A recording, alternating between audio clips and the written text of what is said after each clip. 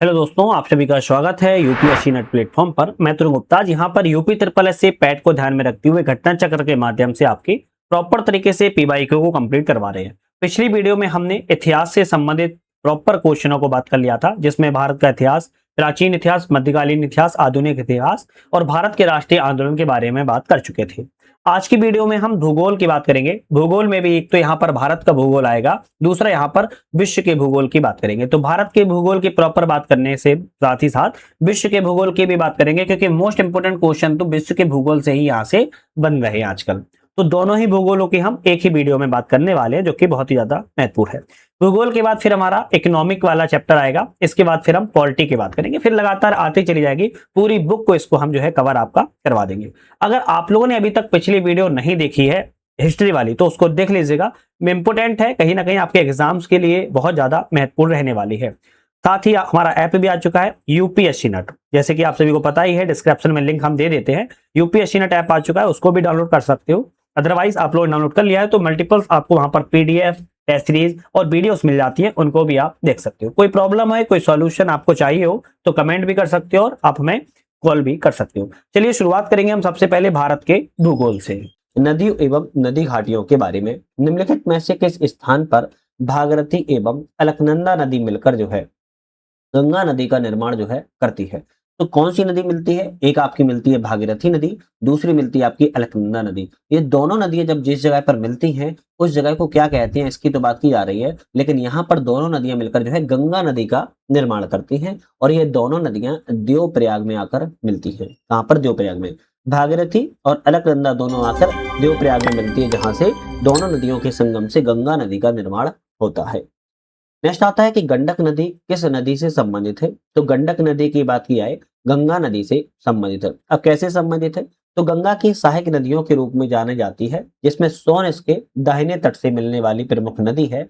वहीं बाएं तट से बात की जाए तो रामगंगा, गोमती, घाघरा, गंडक, कोसी एवं महानंदा है। आप ये तो समझते होगे ना लेफ्ट और राइट कैसे होता है। जिस दिशा में नदी चलती है उस दिशा में हमें खड़े होकर देखना होता है लेफ्ट और राइट हमारा कहाँ पर है। तो आप अगर गंगा की दिशा में खड़े होकर देखोगे तो राइट आपका कहाँ पर हो जाएगा? आपका इस साइड हो जाएगा, और लेफ्ट आपका इस साइड हो जाएगा। तो राइट साइड से सोन नदी एक अच्छी नदी मिलती है, याद रखना है। जबकि रामगंगा, गोमती, घाघरा, गंडक, कोसी, महानंदा ये बाएं तट से मिलने वाली नदियां हैं। निम्नलिखित में से कौन सी नदी उत्तर पिनाकिनी नदी के नाम से जानी जाती है?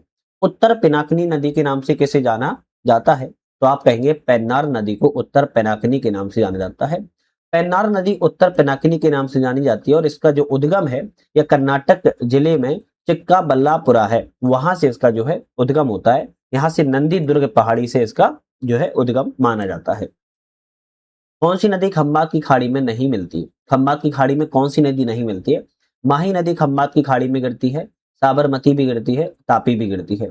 खंबात की खाड़ी समझते होगे ना, ये वाला जो एरिया है आपको खंबात की खाड़ी वाला, ये आपका जो है माही, साबरमती और तापी गिरती है। जबकि कोयना नदी जो है आपकी खंबात की खाड़ी में नहीं गिरती। कोयना नदी जो है खंबात की खाड़ी में ना गिरकर महाराष्ट्र की जीवन रेखा कहते हैं, जिसे महाराष्ट्र के सतारा जिले में महाबलेश्वर से निकलती है, और सतारा जिले में ही कराड़ जगह पर कृष्णा नदी में जो है मिल जाती है। तो कोयना नदी किसकी सहायक नदी है? आप कहेंगे कृष्णा नदी की सहायक नदी है। इसके बाद आता है गोदावरी नदी महाराष्ट्र के किस जिले में पश्चिमी घाट के ढलानों से निकलती है? तो गोदावरी नदी जो है आपके नासिक जिले से निकलती है। कहां से? नासिक जिले के त्र्यंबक से निकलती है। त्र्यंबकेश्वर एक आपका ज्योतिर्लिंग है, 12 ज्योतिर्लिंगों में से एक, जो गोदावरी नदी का उद्गम स्थल के रूप में जाना जाता है। प्रायद्वीपीय भारत की यह सबसे लंबी नदी गोदावरी है, और दक्षिण की गंगा एक वृद्ध गंगा के नाम से भी जाना जाता है।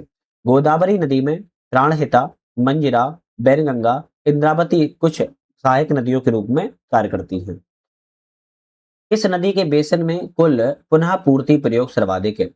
ऐसा कौन सा नदी के बेसिन है जहां पर पुनः जो है कुल पुनः पूर्ति प्रयोग सर्वाधिक होता है? तो कृष्णा नदी में जो है सर्वाधिक प्रयोग मिलता है। कृष्णा नदी का बेसिन जो है पुनः पूर्ति प्रयोग सर्वाधिक है। नदी के पुनः प्रतियोग प्रयोग में कृष्णा, तापी, पेन्नार और स्वर्ण रेखा का स्थान देखने को मिलेगा। ठीक है। निम्नलिखित में से कौन सी नदी भारत में पश्चिमी दिशा में बहती नदी नहीं है? पश्चिम दिशा में बहती नदी, तो पश्चिम दिशा बोले तो इस दिशा में कौन सी नदी नहीं बहती है? नर्मदा बहती है, सभी को पता होगा। साबरमती भी बहती है, लूनी बहती है। कृष्णा नदी जो है पश्चिम दिशा में न बहकर यह पूरब दिशा की ओर बहती है, तो आप कहेंगे डी ऑप्शन यहाँ पर गलत है, ये नदी नहीं बहती है। चलिए नेक्स्ट क्वेश्चन आता है कि नर्मदा के अतिरिक्त कौन सी दूसरी नदी अमरकंटक से निकलती है।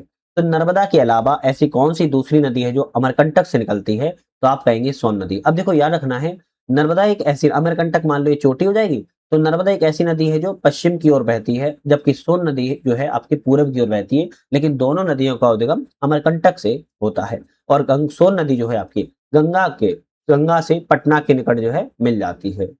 इस नदी का समापन जो है समागम अरब सागर में होता है। तो नर्मदा नदी कहेंगे, नर्मदा नदी का समागम जो है अरब सागर में होता है। अरब सागर में जाके जो है आपकी नर्मदा नदी जो है गिरती है, जबकि कृष्णा, गोदावरी और कावेरी नदी जो है आपकी पूरब दिशा में गिरती है। नेक्स्ट क्वेश्चन की तरफ बढ़ेंगे। नेक्स्ट क्वेश्चन आता है कौन सा विकल्प जो है भारतीय प्रायद्वीप में पश्चिम की ओर बहने वाली दूसरी सबसे बड़ी नदी है। पश्चिम की ओर बहने वाली दूसरी, अभी हमने बताया आपको नर्मदा तो पहले नंबर पर सबसे बड़ी नदी है जो पश्चिम की ओर बहती है। दूसरी नदी बहती है आपकी तापी नदी। क्या रखना है, कौन सी? तापी नदी जो है आपकी कहेंगे पश्चिम की ओर बहने वाली दूसरी प्रमुख नदी है, ध्यान रखिएगा। इसके बाद नेक्स्ट क्वेश्चन आता है कि कौन सी नदी का यमुना नदी से नहीं मिलती। तो इन चारों में एक ऐसी नदी है जो यमुना नदी से नहीं मिलती है। तो बेतवा यमुना नदी से मिलती है, कैन भी मिलती है, चंबल मिलती है। सोन नदी अभी हमने बताया आपको गंगा में जो है जाकर मिलती है, और यह पटना के निकट। तो आप कहेंगे सोन नदी यमुना नदी में ना मिलकर ये आपकी गंगा नदी में मिलती है। चलिए नेक्स्ट आता है यहाँ पर कौन सी राज्य के आधार पर उन्हें बहती हुई नदियां हैं। जैसे बात किया है कामेंग, कामेंग जो है असम राज्य में बहती है। बेतरौडी की बात की है उड़ीसा राज्य में बहती है। गिरना की बात की है महाराष्ट्र में बहती है। और हसदेव की बात की है छत्तीसगढ़ राज्य में बहती है। तो कभी कभी ऐसे भी क्वेश्चन मिलाने को आ जाते हैं, आप याद रख सकते हो। अब ये पैट की परीक्षा 2023 में क्वेश्चन आया था, तो आप बहुत अच्छे से कवर कर लीजिएगा। कौन सी हिमालय तंत्र की नदियां हैं? अब हिमालय तंत्र की नदियां इनमें से कौन कौन सी हैं? तो आप कहेंगे एक तो गंगा नदी हिमालय तंत्र की है, दूसरा आपकी ब्रह्मपुत्र नदी हिमालय तंत्र की है। तो गंगा और ब्रह्मपुत्र तो हिमालय तंत्र की हैं, जबकि कावेरी का नाम आज किया है, और गोदावरी ये प्रायद्वीपीय नदियां हैं, याद रखना है ना। तो ये प्रायद्वीपीय नदियां हैं। काबिनी, हेमवती, अमरावती कौन सी नदी सहायक नदियां नहीं है? तो किसकी सहायक नदियां नहीं है बात की जा रही है? तो आप कहेंगे काबिनी, हेमवती, अमरावती किसकी सहायक नदियां हैं? तो आप कहेंगे कावेरी की सभी सहायक नदियां हैं, जबकि महानदी, कृष्णा और गोदावरी से इनका संबंध नहीं है। काबिनी, हेमवती और अमरावती ये तीनों नदियां कावेरी नदी की सहायक नदी हैं। और कावेरी नदी जो है कर्नाटक के कोडगु जिले में ब्रह्मगिरी पहाड़ी से निकलती है। और कावेरी नदी की अगर लंबाई की बात किया तो 800 किलोमीटर इसकी कुल लंबाई है। तो ये 3-4 पॉइंट आपको याद कर लेना है। कौन सी नदी ऐतिहासिक रूप से कर्नाटक के दक्षिण में बंटवाल नदी के रूप में जानी जाती है? एक ऐसी नदी है जो कर्नाटक के दक्षिण में बंटवाल नदी के रूप में जानी जाती है। आप कहेंगे नेत्रावती नदी है। कौन सी? नेत्रावती एक ऐसी नदी है जो आपके कर्नाटक के बंटवाल नदी के रूप में जो है जानी जाती है। नेत्रावती नदी ऐतिहासिक रूप से कर्नाटक के दक्षिण में बटवाल नदी के रूप में जानी जाती है। नेत्रावती नदी भारत के कर्नाटक राज्य में प्रवाहित होने वाली नदी है, कर्नाटक में बहती है। इस नदी का जो उद्गम है पश्चिम घाट की पहाड़ियों से होता है, और पश्चिम की ओर बहते हुए अरब सागर में है गिर जाती है ना, अरब सागर में है गिर जाती है। सबसे छोटी नदी कौन सी है? तो इन चारों में सबसे छोटी नदी की बात की जाए कौन सी है, तो आप कहेंगे कावेरी नदी सबसे छोटी है, जिसकी कुल लंबाई 800 किलोमीटर है। नर्मदा नदी की बात किया है तो 1312 किलोमीटर की कुल लंबाई, ये सबसे बड़ी नदी है। कृष्णा नदी की बात किया है तो 1400 किलोमीटर में यह सबसे बड़ी नदी है। और सोन नदी 881 किलोमीटर की लंबाई में है। तो ऑप्शन कहेंगे ए ऑप्शन रहेगा, कावेरी नदी सबसे छोटी नदी है। इसी तरह नेक्स्ट क्वेश्चन आता है कौन सी नदी पश्चिमी तटीय मैदानों में प्रवेश करने से पहले 253 मीटर ऊंची चट्टान से गिरती है और गरसोपा जलप्रपात का निर्माण करती है? तो ऐसी कौन सी नदी है जो पश्चिमी तटीय मैदानों में प्रवेश करने से पहले गरसोपा जलप्रपात का निर्माण करती है? आप कहेंगे श्रावती नदी। और श्रावती नदी कहां पर बात की जा रही है? कर्नाटक राज्य के शिमोगा जिले में है ना। कर्नाटक राज्य के सीमा के जिलों में ये आपके मान लो चट्टान और इससे बह रही है, एकदम चट्टान इस तरीके से मुड़ेगी तो यहाँ पर जो है बढ़िया वाटरफॉल्स का निर्माण कर देती है, जैसे शरावती नदी पर कर्नाटक के शिमोगा जिले में कहा जाता है। और यह पश्चिमी घाट में स्थित है।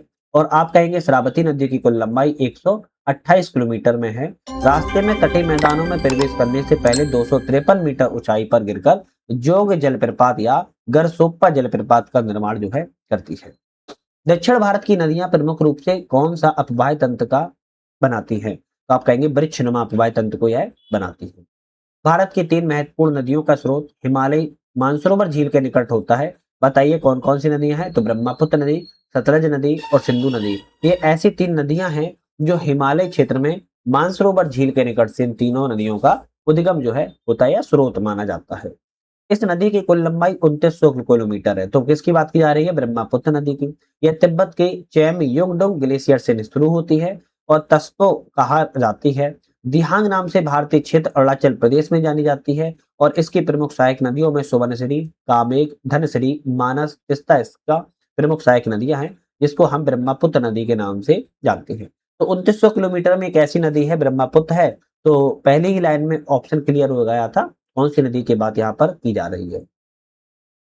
कौन सी नदी थार रेगिस्तान से होकर बहती है? एक ऐसी नदी है जो थार रेगिस्तान से होकर बहती है, लूनी नदी। लूनी नदी जो है राजस्थान के अरावली श्रेणी से निकलती है, सरागरमती के नाम से जानी जाती है। सरस्वती नदी के मिलने के बाद लूनी के नाम से प्रवाहित होती है। 511 किलोमीटर में प्रवाहित होते हुए कच्छ के रण दलदली क्षेत्र में है विलुप्त हो जाती है। इस नदी को बंगाल की शोक के नाम से जाना जाता है। बंगाल की शोक किस नदी को कहा जाता है? आप कहेंगे दामोदर नदी को बंगाल का शोक कहा जाता है। हालांकि अब इस पर इतने डैम वगैरह बना दिए गए, इतनी व्यवस्था हो चुकी है कि अब इसे बंगाल की शोक के नाम से जाना जाता है, लेकिन अब कोई भी ऐसी घटना घटित नहीं होती है।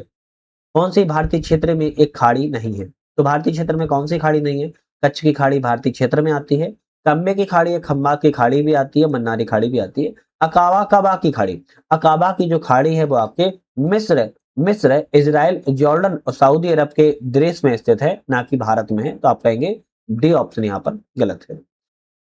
आंध्र प्रदेश का विजयवाड़ा शहर किस नदी के किनारे स्थित है? भाई आंध्र प्रदेश का जो विजयवाड़ा शहर है वो किस नदी पर किनारे है? तो आप कहेंगे विजयवाड़ा शहर कृष्णा नदी के किनारे है। आंध्र प्रदेश का विजयवाड़ा शहर कृष्णा नदी के किनारे है।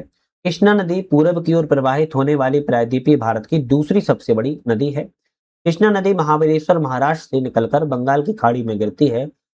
कोयना, मालप्रभा, पंचगंगा, दूधगंगा, भीमा, तुंगभद्रा, घाटप्रभा और मूसी कृष्णा की प्रमुख सहायक नदियां हैं। अब कभी कभी एग्जाम में आ जाता है किस नदी के तट पर कौन सा शहर बचा बसा हुआ है, तो आप याद रखिएगा कृष्णा नदी के तट पर विजयवाड़ा शहर बसा हुआ है।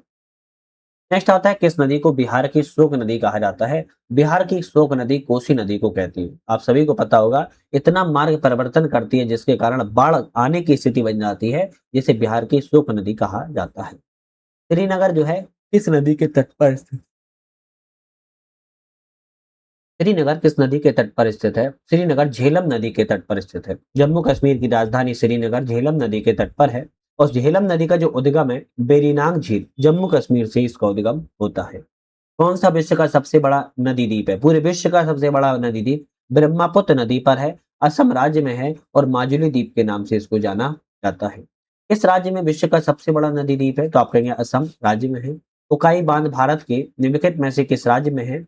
उस राज्य का दूसरा सबसे बड़ा बांध है। तो उकाई बांध कहाँ पर है? तो आप कहेंगे गुजरात राज्य में उकाई बांध स्थित है, जो कि बात कहेंगे तापी नदी पर है। कौन सी? तापी नदी पर यह स्थित है। नागार्जुन सागर बांध किस नदी पर है?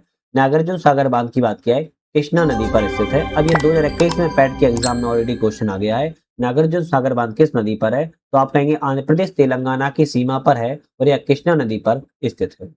तमिलनाडु के किस जिले में कलनई नाम से जाने जाने वाला ग्रेंड ग्रैंड कैनिकट बांध जो सबसे पुराने बांधों में से है वह कहाँ पर है? तो आप कहेंगे यह जो है तंजावुर जिले में स्थित है। कहाँ पर है?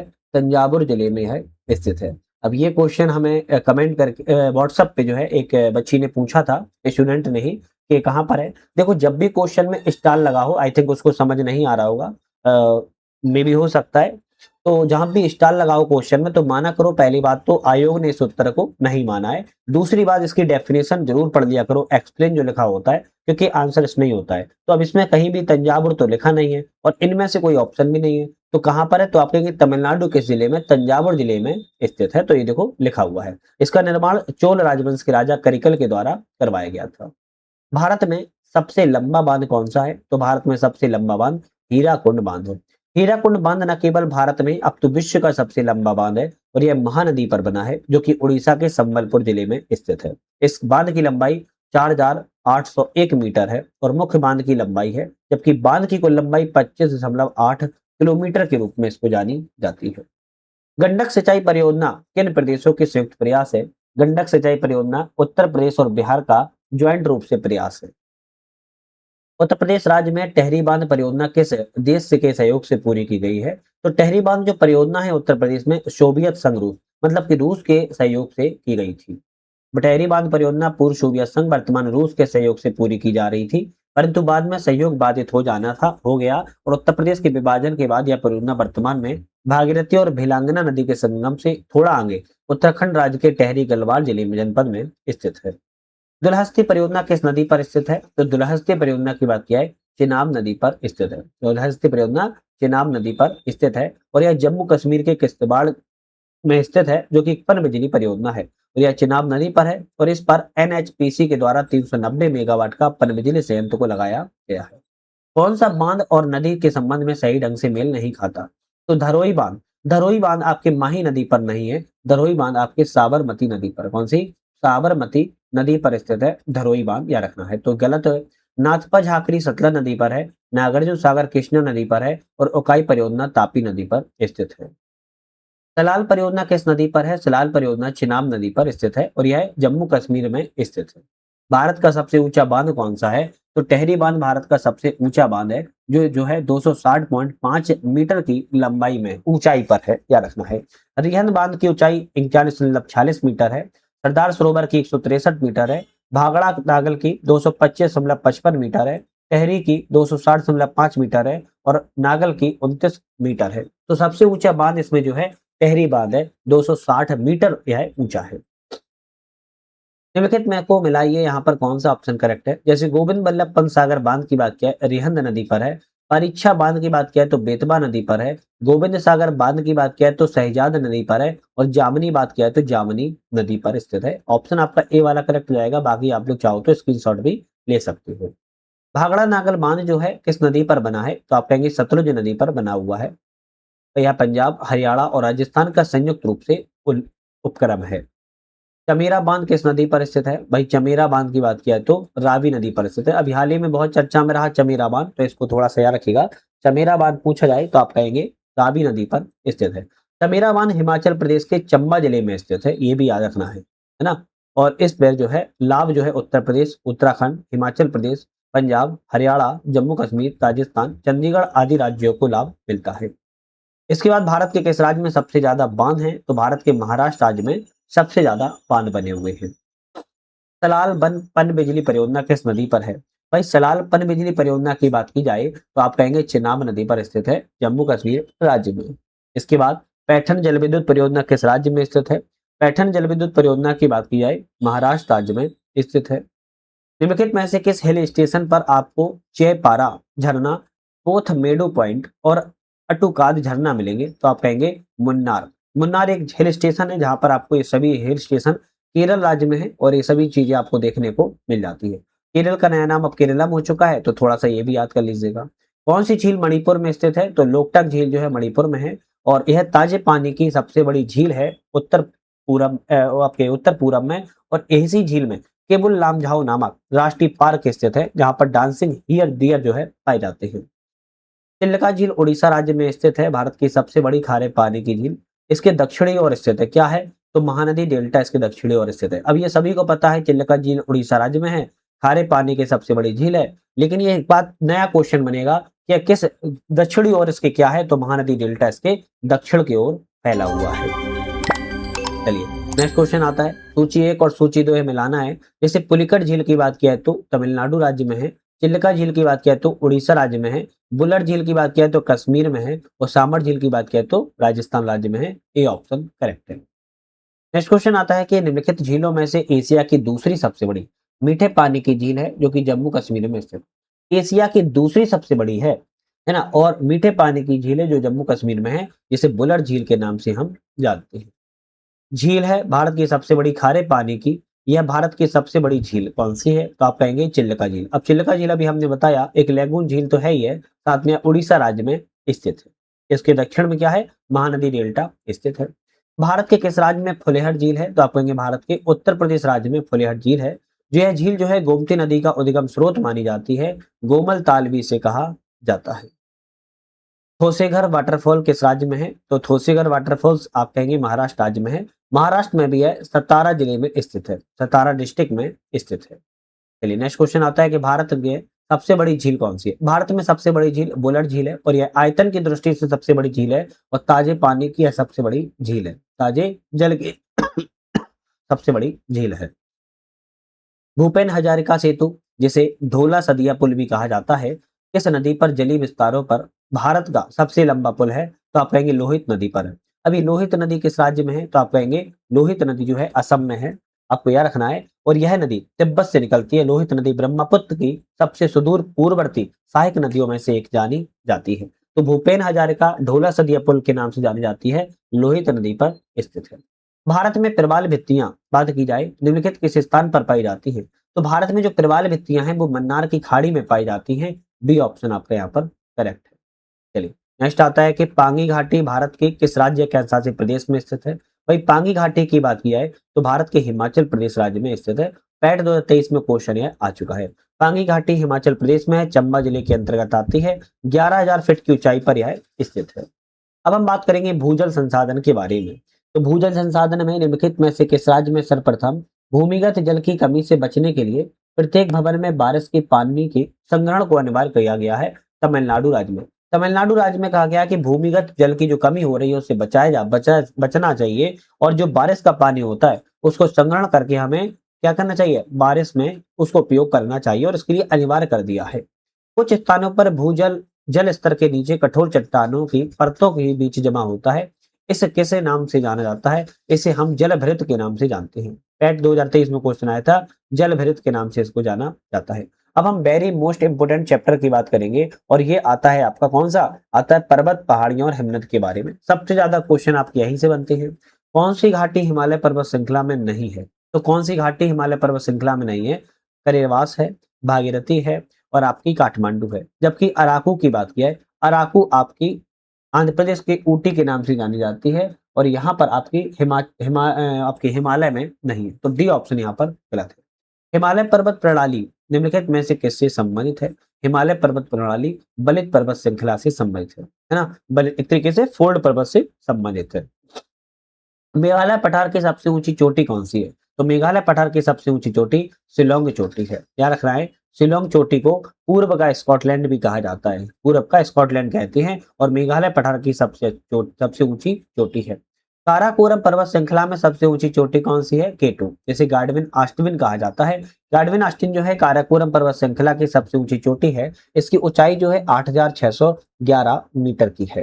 केटू जो है विश्व की दूसरी सबसे ऊंची चोटी है और केटू की ऊंचाई विश्व के सर्वोच्च शिखर पर्वत एवरेस्ट 8,848 मीटर से सिर्फ 237.86 मीटर ही कम है। केवल 237 मीटर कम है। देख सकते हो माउंट एवरेस्ट से केटू की ऊंचाई।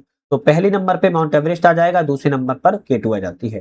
हिमालय के सर्वोच्च शिखर माउंट एवरेस्ट की ऊंचाई कितनी है? अभी हमने बताया 8,848 मीटर है। चलिए नेक्स्ट आता है,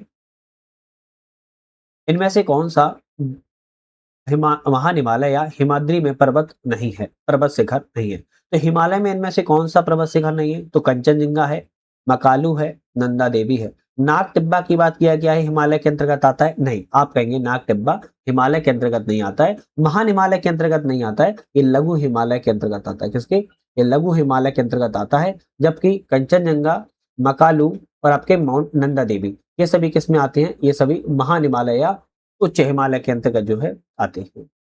नेक्स्ट आता है कि हिमालय या हिमाद्री के सुदूर उत्तरी भाग की औसत ऊंचाई लगभग कितनी है? आप कहेंगे 6,000 मीटर है। मेन हिमालय की से ऊंचा ऊपर जो ऊंचाई की बात की जा रही कितनी है? तो आप कहेंगे 6,000 मीटर है। निम्नलिखित में से कौन सा विकल्प लघु हिमालय में पर्वत की सबसे लंबी पर्वत श्रृंखला है? तो आप सभी को पता होगा धौलाधर, पीर पंजाल, महाभारत, शिवालिक लघु हिमालय के अंतर्गत आते हैं। लेकिन इनमें भी सबसे ऊंचाई पर कौन सी है, सबसे लंबी पर्वत श्रृंखला कौन सी है? तो आप कहेंगे पीर पंजाल जो है सबसे लंबी पर्वत श्रृंखला के रूप में जानी जाती है। पीर पंजाल के बाद बात किया तो महाभारत, हुमायूं, धौलाधर और नाग टिब्बा लघु हिमालय की श्रेणियां हैं। शिवालिक पर्वतमाला को बाह्य हिमालय, आउटर हिमालय भी कहा जाता है। अरावली पर्वत श्रेणी में सबसे ऊंचा शिखर कौन सा है? गुरु शिखर। गुरु शिखर जो है 1722 मीटर की ऊंचाई पर है और यह अरावली पर्वत श्रेणी का सबसे ऊंचा और सबसे प्राचीन पर्वत शिखर माना जाता है, जिसका निर्माण प्री कैम्ब्रियन काल में हुआ था। कौन सा ऊंचा भारतीय शिखर है? तो आप कहेंगे सबसे ऊंचा भारतीय शिखर इनमें से कंचनजंगा है। अब आप कहेंगे केटू क्यों नहीं है? तो केटू इसलिए नहीं है क्योंकि केटू अभी विवादित स्थिति में है, आप सभी को पता होगा, पीओके में पड़ता है। जबकि भारतीय सबसे ऊंचा शिखर कंचनजंगा है, जो कि कंचनजंगा भारत का दूसरा सबसे ऊंचा शिखर है और उसकी जो ऊंचाई है 8,598 मीटर है और यह नेपाल सिक्किम राज्य में स्थित है। सिक्किम तो भारत में है, तो सिक्किम में स्थित है, इसीलिए भारत का सबसे ऊंचा शिखर जो है आपका कंचनजंगा है। भारत का सर्वोच्च पर्वत शिखर केटू गार्डन ऑस्टिन 8,611 मीटर पर है। चलिए बात की जाए, हिमालय का कौन सा भाग नदियों के द्वारा लाई गई असंगठित तलछट से बना है? तो आप कहेंगे शिवालिक सीढ़ी तलछट से बना हुआ है ना, ये नदियों के द्वारा लाई गई, ये तलछट से बना हुआ है।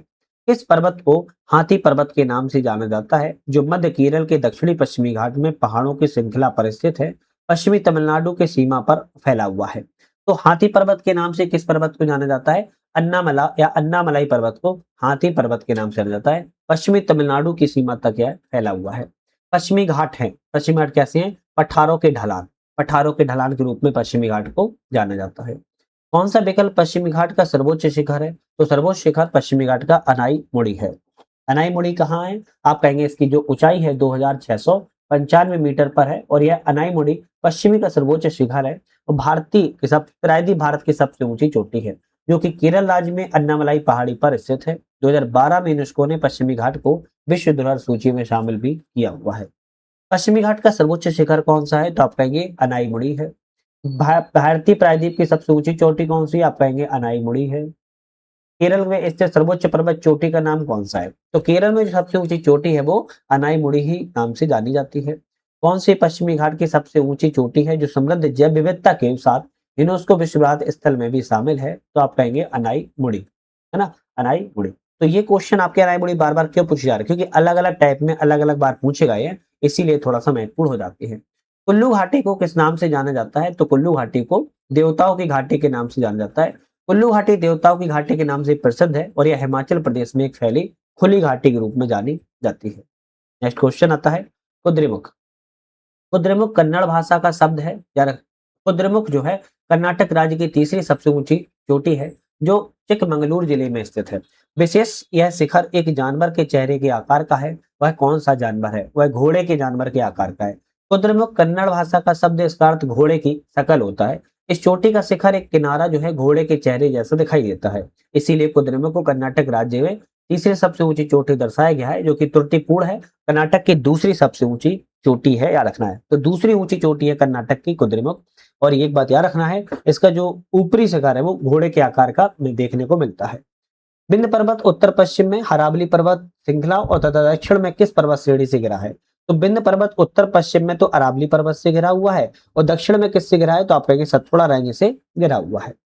निम्नलिखित में स्थानों में से किसे एमराल्ड द्वीप समूह के नाम से जाना जाता है?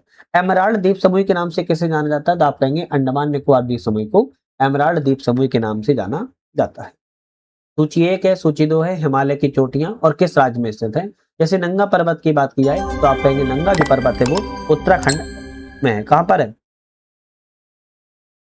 नंगा पर्वत? सॉरी, जम्मू कश्मीर राज्य में है। नंदा देवी की बात किया तो उत्तराखंड में है और कंचनजंगा सिक्किम राज्य में है, या रखना है ना, आपको क्या रखना है। नंगा पर्वत कहां पर है? जम्मू कश्मीर में है।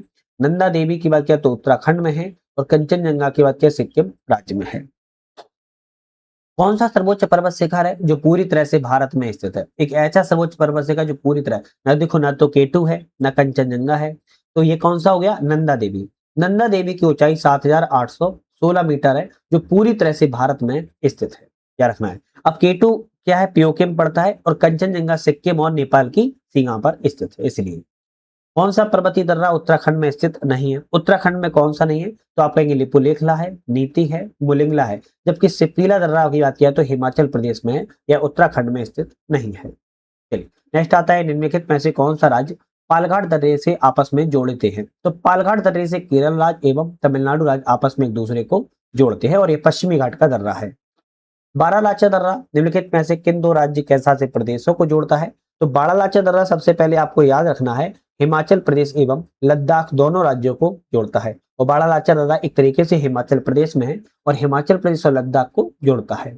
रोहतांग दर्रा भारत के किस राज्य में है? तो रोहतांग दर्रा की बात की जाए, आप कहेंगे हिमाचल प्रदेश राज्य में स्थित है। रोहतांग दर्रा बहुत इंपॉर्टेंट है, तो ये थोड़ा सा इंपॉर्टेंट रहेगा। सिपकीला दर्रा हिमालय की किस घाटी में स्थित है? सिपकीला दर्रा सबसे पहले तो यह रखना है किस राज्य में है, तो आप कहेंगे हिमाचल प्रदेश राज्य में है। शिमला को तिब्बत से जोड़ता है, यह रखना है, और सतलज घाटी में है स्थित है। किसको जोड़ता है? यह जो है आपके शिमला को, शिमला को किससे जोड़ता है? यह तिब्बत से जोड़ता है। तो सिपकीला दर्रा वेरी इंपॉर्टेंट है। बहुत सारे लोग जो है बाइक राइडर्स वगैरह बिलोंगिंग करती हैं, वो तिब्बत जाती हैं, तो शिमला से होते हुए सिपकीला दर्रे से ही पास करती हैं। जोजिला पास किसे जोड़ता है? तो जोजिला पास लेह से श्रीनगर को जोड़ता है। अभी हाल ही में जोजिला पास बहुत चर्चा में रहा है, तो जोजिला पास को याद रख सकते हो। जोजिला दर्रा लेह से श्रीनगर को जोड़ता है। निम्नलिखित दर्रे हैं, उनमें सही मिलान करना है, कौन सा सही है। जैसे अगर बात की जाए तो जोजिला और बुर्जिल दर्रा जम्मू कश्मीर में है। बारालाचा और सिपकीला दर्रा उत्तर प्रदेश में है क्या? तो आप कहेंगे बारालाचा दर्रा और आपका सिपकीला दर्रा उत्तर प्रदेश में। आप कहेंगे नहीं, उत्तर प्रदेश में तो नहीं है। थागाला, नीति पास और लिपुलेखला कहाँ पर है? आप कहेंगे हिमाचल प्रदेश में भी नहीं है ना, ये हिमाचल प्रदेश में नहीं है। नाथुला और जेलेपला सिक्किम में है, करेक्ट है। तो यहाँ पर आपका जोजिला और बुर्जिल दर्रा भी आपके कहाँ पर? आप कहेंगे जम्मू कश्मीर में नहीं है। तो ये अलग अलग जगह है। जैसे जोजिला दर्रे की बात की है तो लद्दाख में है ना, कहाँ पर है? लद्दाख में। तो पहला, दूसरा और तीसरा यहाँ पर जो है आपके गलत है, जबकि केवल चौथा वाला ऑप्शन सही है। तो आप कहेंगे ए ऑप्शन करेक्ट है। अब पैट 2021 में क्वेश्चन ऑलरेडी आ चुका है, याद रखना है। तो जोजिला दर्रा है लद्दाख में। बाड़लाचा सपकीला दर्रा उत्तर प्रदेश में नहीं है, बल्कि हिमाचल प्रदेश में। थागाला, नीति पास, लिपुलेखला उत्तराखंड राज्य में स्थित है। निम्नलिखित में से भारतीय पर्वतीय चोटियों की सबसे ऊंचाई सबसे कम है। तो इन चारों में सबसे सबसे कम चोटी की ऊंचाई कौन सी है? आप कहेंगे मुकुट पर्वत की है। मुकुट पर्वत केवल 7,742 मीटर की ऊंचाई पर है, जबकि नंदा देवी की बात किया 7,816 मीटर की ऊंचाई पर है। कामेट की बात की है तो 7,756 मीटर की ऊंचाई पर है, जबकि कंचनजंगा की बात किया तो 8,598 मीटर की ऊंचाई पर है। तो इन सबकी मीटर की ऊंचाई भी याद कर सकते हो, जबकि मुकुट पर्वत की ऊंचाई थोड़ा सा कम है कामेट पर्वत से। भारत का सबसे बड़ा एकल द्वीप सुदूर दक्षिण में कौन सा है? तो भारत का सबसे बड़ा एकल द्वीप सुदूर दक्षिण में ग्रेट निकोबार द्वीप है। आपका डी ऑप्शन यहाँ पर करेक्ट है।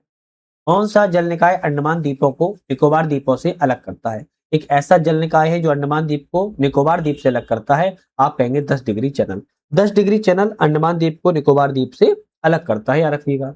उत्तरी अंडमान का उच्चतम बिंदु 732 मीटर पर स्थित चोटी कौन सा है? Sandal peak. सैंडल पीक चोटी जो है उत्तरी अंडमान में है, और सबसे उच्चतम चोटी है 732 मीटर की। मूक घाटी, मूक घाटी आ जाए या साइलेंट वैली आ जाए या शांत घाटी लिखकर आ जाए, एक ही चीज याद रखोगे, यह जो है आपके केरल राज्य में स्थित है। काफी बार क्वेश्चन आपका ये कंफ्यूज कर देता है। मूक घाटी आ जाता है, साइलेंट वैली आ जाता है, शांत घाटी आ जाता है। ये एक ही नाम है और एक ही घाटी के केरल राज्य के पलक्कड़ जिले में स्थित है। नेक्स्ट आता है कि निम्नलिखित में से ऐसी कौन सी चोटी है जो साइलेंट वैली राष्ट्रीय उद्यान पलक्कड़ में सबसे ऊंची चोटी है? तो आप कहेंगे यहाँ पर चोटी जो है अंगिडा चोटी है। पठार ऐसा कौन सा है जो भारत में खनिज दिल के देश के रूप में जाना जाता है? खनिज दिल के देश के रूप में जाना जाता है। छोटा नागपुर का पठार है, शायद ये हर बच्चे को पता ही होगा। चलिए नेक्स्ट आता है कि भारत का सबसे ऊंचा स्थान है। भारत का सबसे ऊंचा स्थान कौन सा है? तो आप कहेंगे कंचनजंगा भारत का सबसे ऊंचा स्थान है, जिसकी ऊंचाई 8,598 मीटर है। तो कंचनजंगा जो है भारत के सिक्किम और नेपाल में स्थित है, जो कि सबसे ऊंचा स्थान है इन चारों में से। नेक्स्ट क्वेश्चन की बात की जाए, प्रायद्वीपीय पहाड़ी क्षेत्र जो पठार एक अनोखी विशेषता वाली काली मिट्टी का क्षेत्र जिसे क्या कहते हैं? दक्कन ट्रैप के नाम से जाना जाता है। प्रायद्वीपीय पहाड़ी क्षेत्र एक तरीके से आप महाराष्ट्र वाला सबसे ज्यादा एरिया जो है आपका दक्कन ट्रैप के अंतर्गत आता है। और यह जो है काली मिट्टी का निर्माण यहाँ पर होता है बेसाल्ट लावा के अपक्षय और अपरदन के कारण। उड़िया पठार भारत के किस राज्य में स्थित है? तो उड़िया पठार की बात किया है भारत के राजस्थान राज्य में है। उड़िया प्लेटू की बात किया है भारत के राजस्थान राज्य में है। राजस्थान के सिरोही जनपद में है, और यह राजस्थान का सबसे ऊंचे पठारों में से एक है। भौगोलिक इतिहास के अनुसार भारत का प्राचीनतम पर्वत कौन सा है? अरावली भारत का सबसे प्राचीनतम पर्वत माना जाता है ना। अरावली जो है प्राचीनतम पर्वत है, और माउंट आबू पर स्थित गुरु शिखर अरावली की सर्वोच्च ऊंची चोटी है। नदी द्वीप कौन है? तो नदी द्वीप में से माजुली द्वीप जो है एशिया क्या विश्व का सबसे बड़ा नदी द्वीप है। ब्रह्मपुत्र नदी पर है, असम राज्य में स्थित है। मिलम ग्लेशियर भारत के किस राज्य या केंद्र शासित प्रदेश में स्थित है? तो उत्तराखंड में है। मिलम ग्लेशियर जो है, या फिर कभी कभी मिलाम ग्लेशियर भी अलग किया जाता है। मिलाम ग्लेशियर उत्तराखंड राज्य में स्थित है। कुमायूं हिमालय में सबसे बड़ा ग्लेशियर है जो 37 वर्ग किलोमीटर क्षेत्र में फैला है। लगभग 16 किलोमीटर लंबे इस ग्लेशियर का बेस कैंप मनुस्यारी पिथौरागढ़ जिले में स्थित है। तो आपका एक क्वेश्चन बन सकता है, पैट 2023 में आया था, मिलाम ग्लेशियर कहाँ पर है, तो उत्तराखंड राज्य में स्थित है। अब हम मरुस्थल और शुष्क क्षेत्र के बारे में बात करेंगे। निम्नलिखित में से कौन सा सही नहीं है, इनमें से गलत कौन सा है? आंधी उत्तर प्रदेश में, काल वैसाखी पश्चिम बंगाल में, लू उत्तर पश्चिम भारत में, आम्र वर्षा उड़ीसा में। आम्र वर्षा उड़ीसा में होती है क्या? नहीं, आप कहेंगे उड़ीसा में नहीं होती है, बल्कि केरल एवं तटीय कर्नाटक राज्य में आपको जो है आम्र वर्षा देखने को मिलती है। तो डी ऑप्शन यहाँ पर गलत था, बाकी ऑप्शन सही है। आंधी उत्तर प्रदेश में चलती है, काल वैसाखी पश्चिम बंगाल में कहते हैं, लू उत्तर पश्चिम भारत में, और आम्र वर्षा केरल एवं कर्नाटक के तटीय इलाकों में देखने को मिलती है। नेक्स्ट आता है कि भारत का थार मरुस्थल विश्व का सबसे घनी आबादी वाला मरुस्थल है, जिसकी जनसंख्या घनत्व कितना है? देखो पूरे विश्व में जो मरुस्थल है, वहां पे थार मरुस्थल जो भारत का है वो विश्व की सबसे ज्यादा घनी आबादी वाला मरुस्थल है। लेकिन यहाँ पर जनसंख्या घनत्व कितना है? 83 व्यक्ति प्रति वर्ग किलोमीटर है। आपको यह रखना है 83 व्यक्ति प्रति वर्ग किलोमीटर स्क्वायर में आपका है। पैट 2023 में ऑलरेडी क्वेश्चन आ चुका है। अब हम वनों के बारे में, फॉरेस्ट के बारे में बात करेंगे, और आप सभी को पता होगा फॉरेस्ट से एग्जाम में क्वेश्चन आते हैं। निम्नलिखित में से किसके द्वारा 1936 में पहली बार भारत के वन प्रकारों का वर्गीकरण किया गया था? पहली बार 1936 में किया गया था। 2023 में क्वेश्चन आ चुका है। Sir H.G.. चैंपियन के द्वारा किया गया था वनों का वर्गीकरण। आपका ऑप्शन ए वाला करेक्ट है। चलिए नेक्स्ट क्वेश्चन की तरफ बढ़ेंगे। नेक्स्ट क्वेश्चन आता है कि ISFR 2021 के अनुसार निम्नलिखित में से किस राज्य में वन क्षेत्र अधिकतम वृद्धि देखी गई है? तो वन क्षेत्र में किस राज्य में सबसे ज्यादा वृद्धि देखने को मिली है? आपका ऑप्शन रहेगा आंध्र प्रदेश राज्य में देखने को मिली थी ISFR रिपोर्ट 2021 के अनुसार। अब याद रखना है, ISFR की 2023 की रिपोर्ट आई थी, उसमें कहा गया है कि मिजोरम में वन क्षेत्र में सबसे अधिकतम वृद्धि देखने को मिली है। तो मिजोरम 2023 की नवीनतम रिपोर्ट के अनुसार और 2021 के अनुसार जो है आपकी आंध्र प्रदेश में, ये दोनों रिपोर्टों को आपको रखना है। 2023 के अनुसार मिजोरम पहले स्थान पर, गुजरात दूसरा और उड़ीसा का तीसरा स्थान है। आंध्र प्रदेश का नाम ही नहीं आया है। फॉरेस्ट रिपोर्ट सर्वेक्षण 2021 के अनुसार भारत में निम्नलिखित में से किस राज्य में वन आवरण का सबसे बड़ा क्षेत्र है? वन आवरण का सबसे बड़ा क्षेत्र जो है मध्य प्रदेश में है, याद रखना है। और एक चीज याद रखना है कि ये 2021 की रिपोर्ट है और 2023 में भी क्षेत्रफल की दृष्टि से सर्वाधिक वन आवरण वाले मध्य प्रदेश, अरुणाचल प्रदेश, छत्तीसगढ़, महाराष्ट्र एवं उड़ीसा राज्य है। तो मध्य प्रदेश 2021 में भी था, मध्य प्रदेश 2023 में भी है। भारत के किस राज्य में वन क्षेत्र सर्वाधिक हैं? तो आप कहेंगे मध्य प्रदेश में सबसे ज्यादा वन क्षेत्र है। दूसरे नंबर पर अरुणाचल प्रदेश, तीसरे नंबर पर छत्तीसगढ़ और चौथे नंबर पर महाराष्ट्र का स्थान आ जाएगा। विंसर का जंगल भारत के किस केंद्रशासित प्रदेश क्षेत्र में अवस्थित है? विंसर का जंगल भारत के किस केंद्रशासित प्रदेश में है? उत्तराखंड राज्य में स्थित है। नेक्स्ट क्वेश्चन आता है कि वनखंड का प्रमुख पर्यावरण संसाधन है। भारत का कितना भूभाग क्षेत्र वन के अंतर्गत आता है? तो यह भारत का भूभाग क्षेत्र जो है 20% क्षेत्र आता है, लेकिन ये 2021 के अनुसार बात की गई है, जबकि 2023 के अनुसार 21.76% का क्षेत्र आता है। तो नई रिपोर्ट 2023 जो है आपकी 21.76% क्षेत्र जो है आपका भूभाग के अंतर्गत आता है, यहाँ पर याद रखना है। भारत में कुल वन क्षेत्र कितने हैं? तो आप कहेंगे उपयुक्त में से कोई नहीं। क्यों?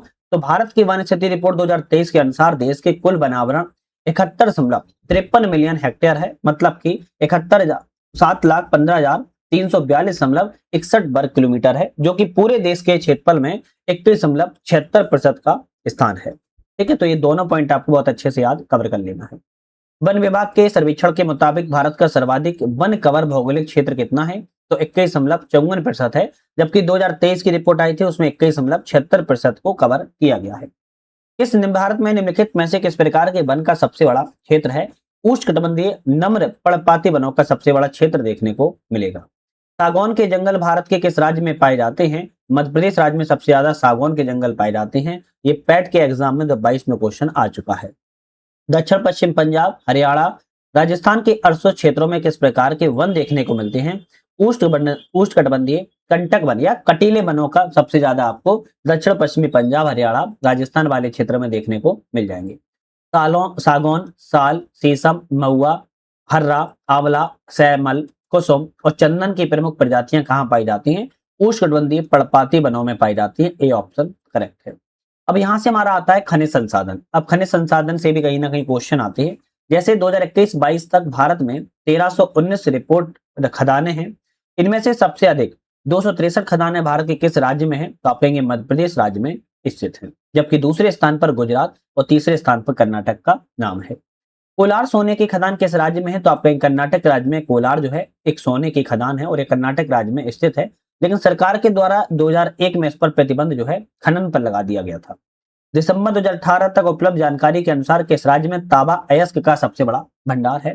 तांबा अयस्क का सबसे बड़ा जो भंडार है वो राजस्थान में आपको देखने को मिलेगा। मजेदार बात यह है, तांबा अयस्क में सबसे ज्यादा जो भंडार है राजस्थान राज्य में देखने को मिल जाएंगे आपको। ठीक है, चलिए नेक्स्ट क्वेश्चन आता है 2020 की रिपोर्ट के अनुसार किस राज्य में भारत में कॉपर अयस्क का सबसे बड़ा भंडार है? कॉपर अयस्क का सबसे बड़ा भंडार राजस्थान राज्य में है ना। राजस्थान में कॉपर अयस्क का सबसे बड़ा भंडार जो है मात्रा में देखने को मिलेगा। राजस्थान में खेतड़ी परियोजना किसके उत्पादन के लिए है? तांबा उत्पादन के लिए। अब ये खेतड़ी परियोजना कहां पर है? तो आप कहेंगे राजस्थान में। किसके लिए जानी जाती है? तांबा उत्पादन के लिए जानी जाती है। और खेतड़ी नगर राजस्थान के झुंझुनू जिले में स्थित है। राजस्थान के जालौर जिले में किस प्रकार के ग्रेनाइट पाया जाता है? तो रोजी पिंक गुलाबी ग्रेनाइट पाया जाता है। और पैट 2023 में क्वेश्चन आया था, राजस्थान का जो जालौर जिला है जहां पर रोजी पिंक गुलाबी प्रकार का ग्रेनाइट देखने को मिलता है।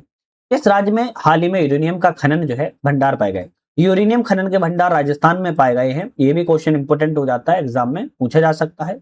आंध्र प्रदेश का निम्नलिखित में से कौन सा क्षेत्र सक्रिय रूप से पेट्रोलियम के उत्पादन से जुड़ा है? अब कहाँ का क्षेत्र है? आंध्र प्रदेश का क्षेत्र है। आंध्र प्रदेश का किसका क्षेत्र है? पेट्रोलियम का क्षेत्र है। और ये गोदावरी और कृष्णा जो बेसिन क्षेत्र है, कृष्णा गोदावरी जो बेसिन क्षेत्र है वो पेट्रोलियम उत्पादन के क्षेत्र में, लेकिन वो आंध्र प्रदेश वाले क्षेत्र में देखने को मिल जाएगा। लोहे अयस्क की महत्वपूर्ण खदान कुद्रेमुख कहां पर है? तो कुद्रेमुख की बात किया तो कर्नाटक राज्य में स्थित है। कहां पर है? कर्नाटक राज्य में कुद्रेमुख खदान है। लोहे अयस्क की खदान है और दुनिया की सबसे बड़ी खदानों में से एक इसको जाना जाता है। मैग्नेटाइट है। मैग्नेटाइट क्या है? Fe3O4 इसका जो है आपके कहेंगे सूत्र है मैग्नेटाइट। Fe3O4 लोहे का अयस्क होता है। निम्नलिखित में से किसमें कार्बन नहीं होता? तो डायमंड, कोयला, ग्रेफाइट, इन सभी में आप कहेंगे इनमें से किसी में। भूप्रपटी वायुमंडल में कार्बन विभिन्न रूपों में पाया जाता है, जैसे कार्बोनेट, हाइड्रोजन कार्बोनेट आदि। कोयला, हीरा, ग्रेफाइट में कार्बन के परमाणु से बने होते हैं, इसलिए बी हो जाए, डी ऑप्शन से होगा, इनमें से कोई नहीं। मोनाजाइट किसका अयस्क है? तो मोनाजाइट कहेंगे थोरियम का अयस्क है। और थोरियम कहां पाया जाता है? आपकी केरल के बालुका में पाया जाता है। केरल में जो है बालुका में मोनाजाइट जो है पाया जाता है। किस किस रेडियोधर्मी तत्व विश्व के सबसे बड़े भंडार भारत में पाए जाते हैं? विश्व के सबसे बड़े भंडार जो है भारत में रेडियोधर्मी तत्व कहां पाए जाते हैं? आप कहेंगे कौन सा? आप कहेंगे थोरियम पाए जाते हैं और केरल राज्य में पाया जाता है ना। केरल राज्य में भारत में पाया जाता है। भारत का रुर किस नदी बेसिन को कहा जाता है? जो भारत का रुर है वो दामोदर नदी बेसिन को कहा जाता है। जिस तरह जर्मनी में आप कहेंगे रुर जो है आपको पाया जाता है, इसी तरह भारत में दामोदर नदी बेसिन को भारत का रुर कहा जाता है। कोयला अत्यधिक मात्रा में उत्खनन के कारण जो है कहा जाता है।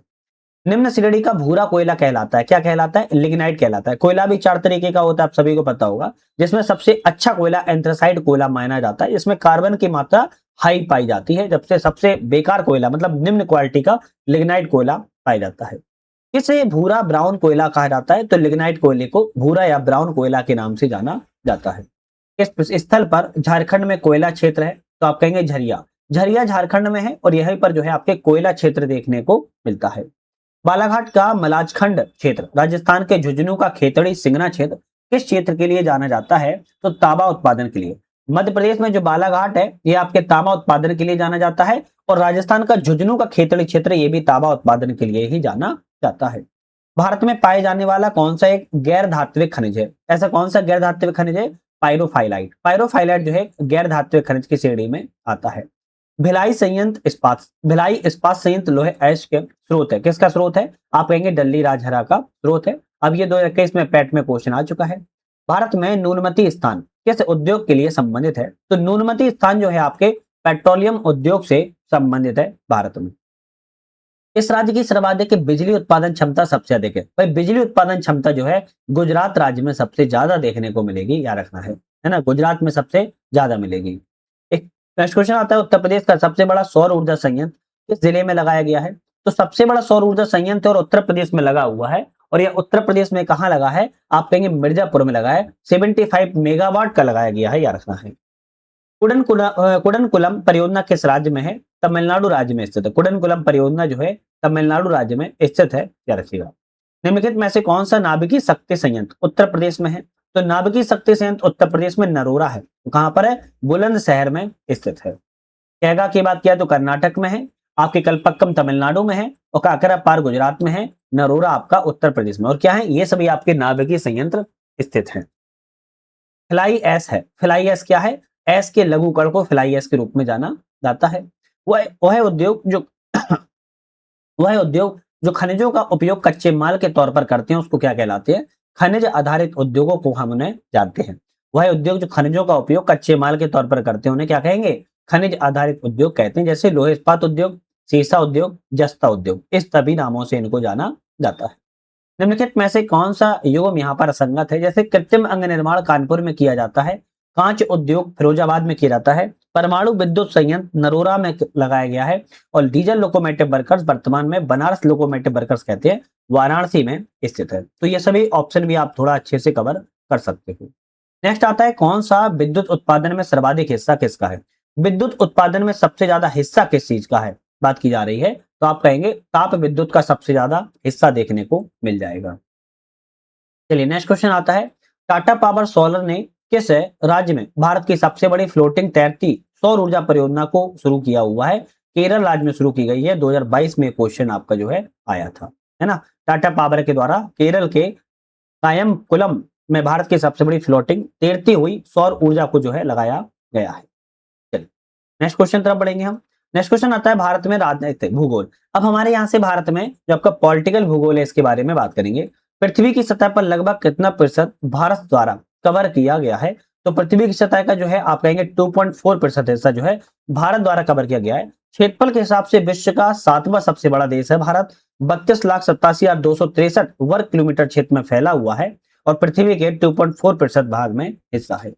उस पड़ोसी राष्ट्र की पहचान करें जिसके साथ भारत अपनी सबसे लंबी सीमा साझा करता है, बांग्लादेश के साथ में। अच्छा याद रखना है, बांग्लादेश के साथ में भारत की सबसे लंबी सीमा साझा होती है 4096.7 किलोमीटर बांग्लादेश के साथ लगती है, जबकि चीन के साथ 3488 किलोमीटर, पाकिस्तान के साथ 3323 किलोमीटर, नेपाल के साथ 1751 किलोमीटर, म्यांमार के साथ 1643 किलोमीटर, भूटान के साथ 699 किलोमीटर, अफगानिस्तान के साथ 106 किलोमीटर के साथ सीमा साझा होती है।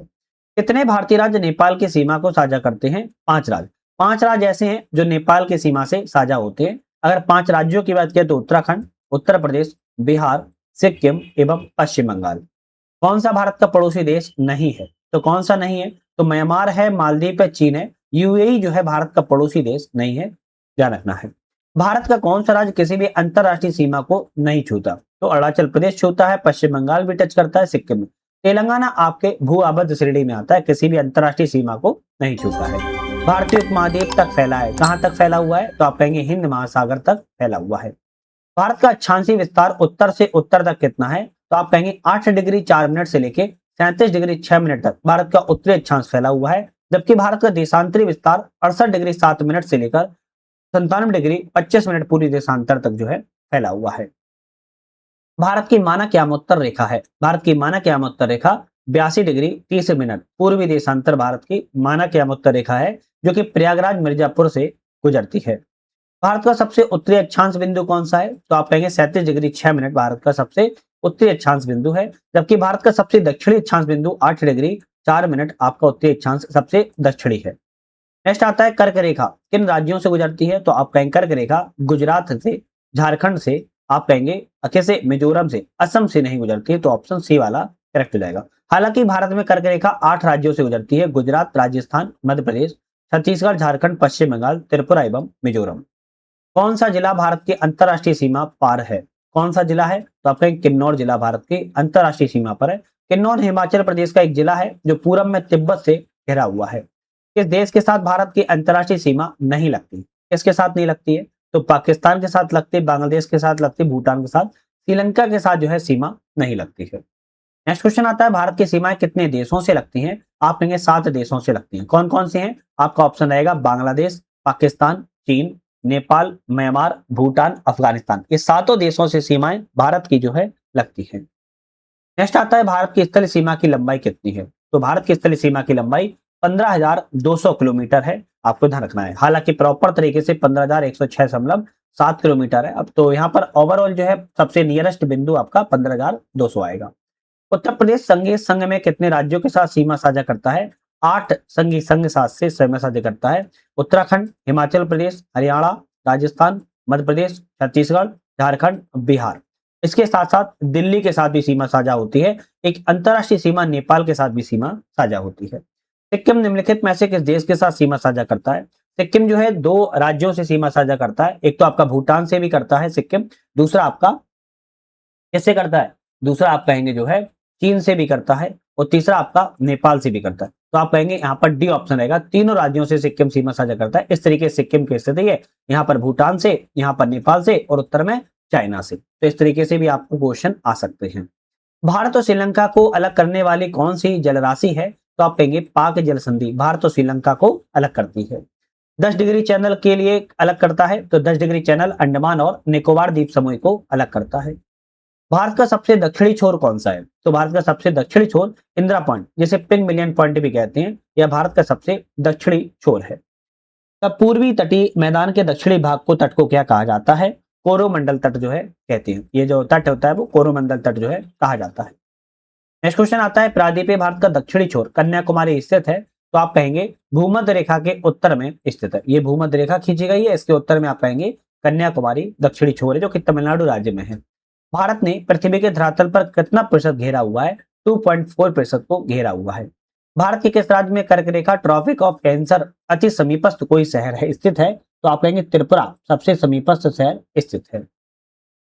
भारत का विश्व में क्षेत्रफल के आधार पर कौन सा स्थान है? तो आप कहेंगे 7वां स्थान है। भारत से 6 बड़े देश हैं, रूस, कनाडा, यूएसए, चीन, ब्राजील एवं ऑस्ट्रेलिया। ये भारत से बड़े देश हैं। भारत का 7वें स्थान पर नाम आता है। क्षेत्रफल की दृष्टि से भारत किन राज्यों में सबसे छोटा है? तो आप कहेंगे क्षेत्रफल की दृष्टि से भारत का कौन सा राज्य सबसे छोटा है?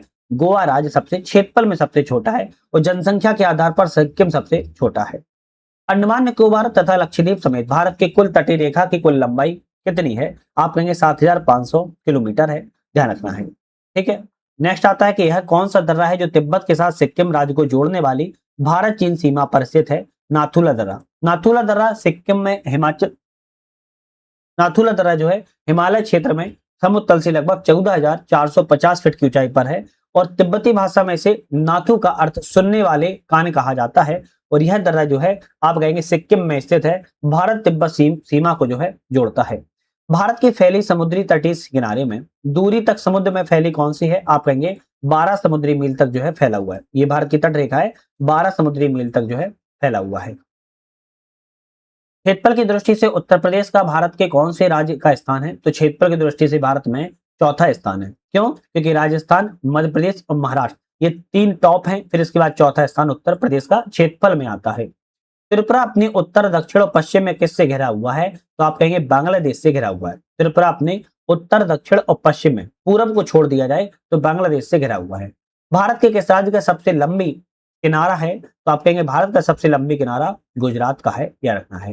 निम्नलिखित में से कवरत्ती के लिए सही है? तो यह अपने सफेद रेत समुद्र तटों और शांत लेगून के लिए प्रसिद्ध है कवरत्ती। यह लक्षद्वीप संघ राज्य क्षेत्र की राजधानी कवरत्ती है।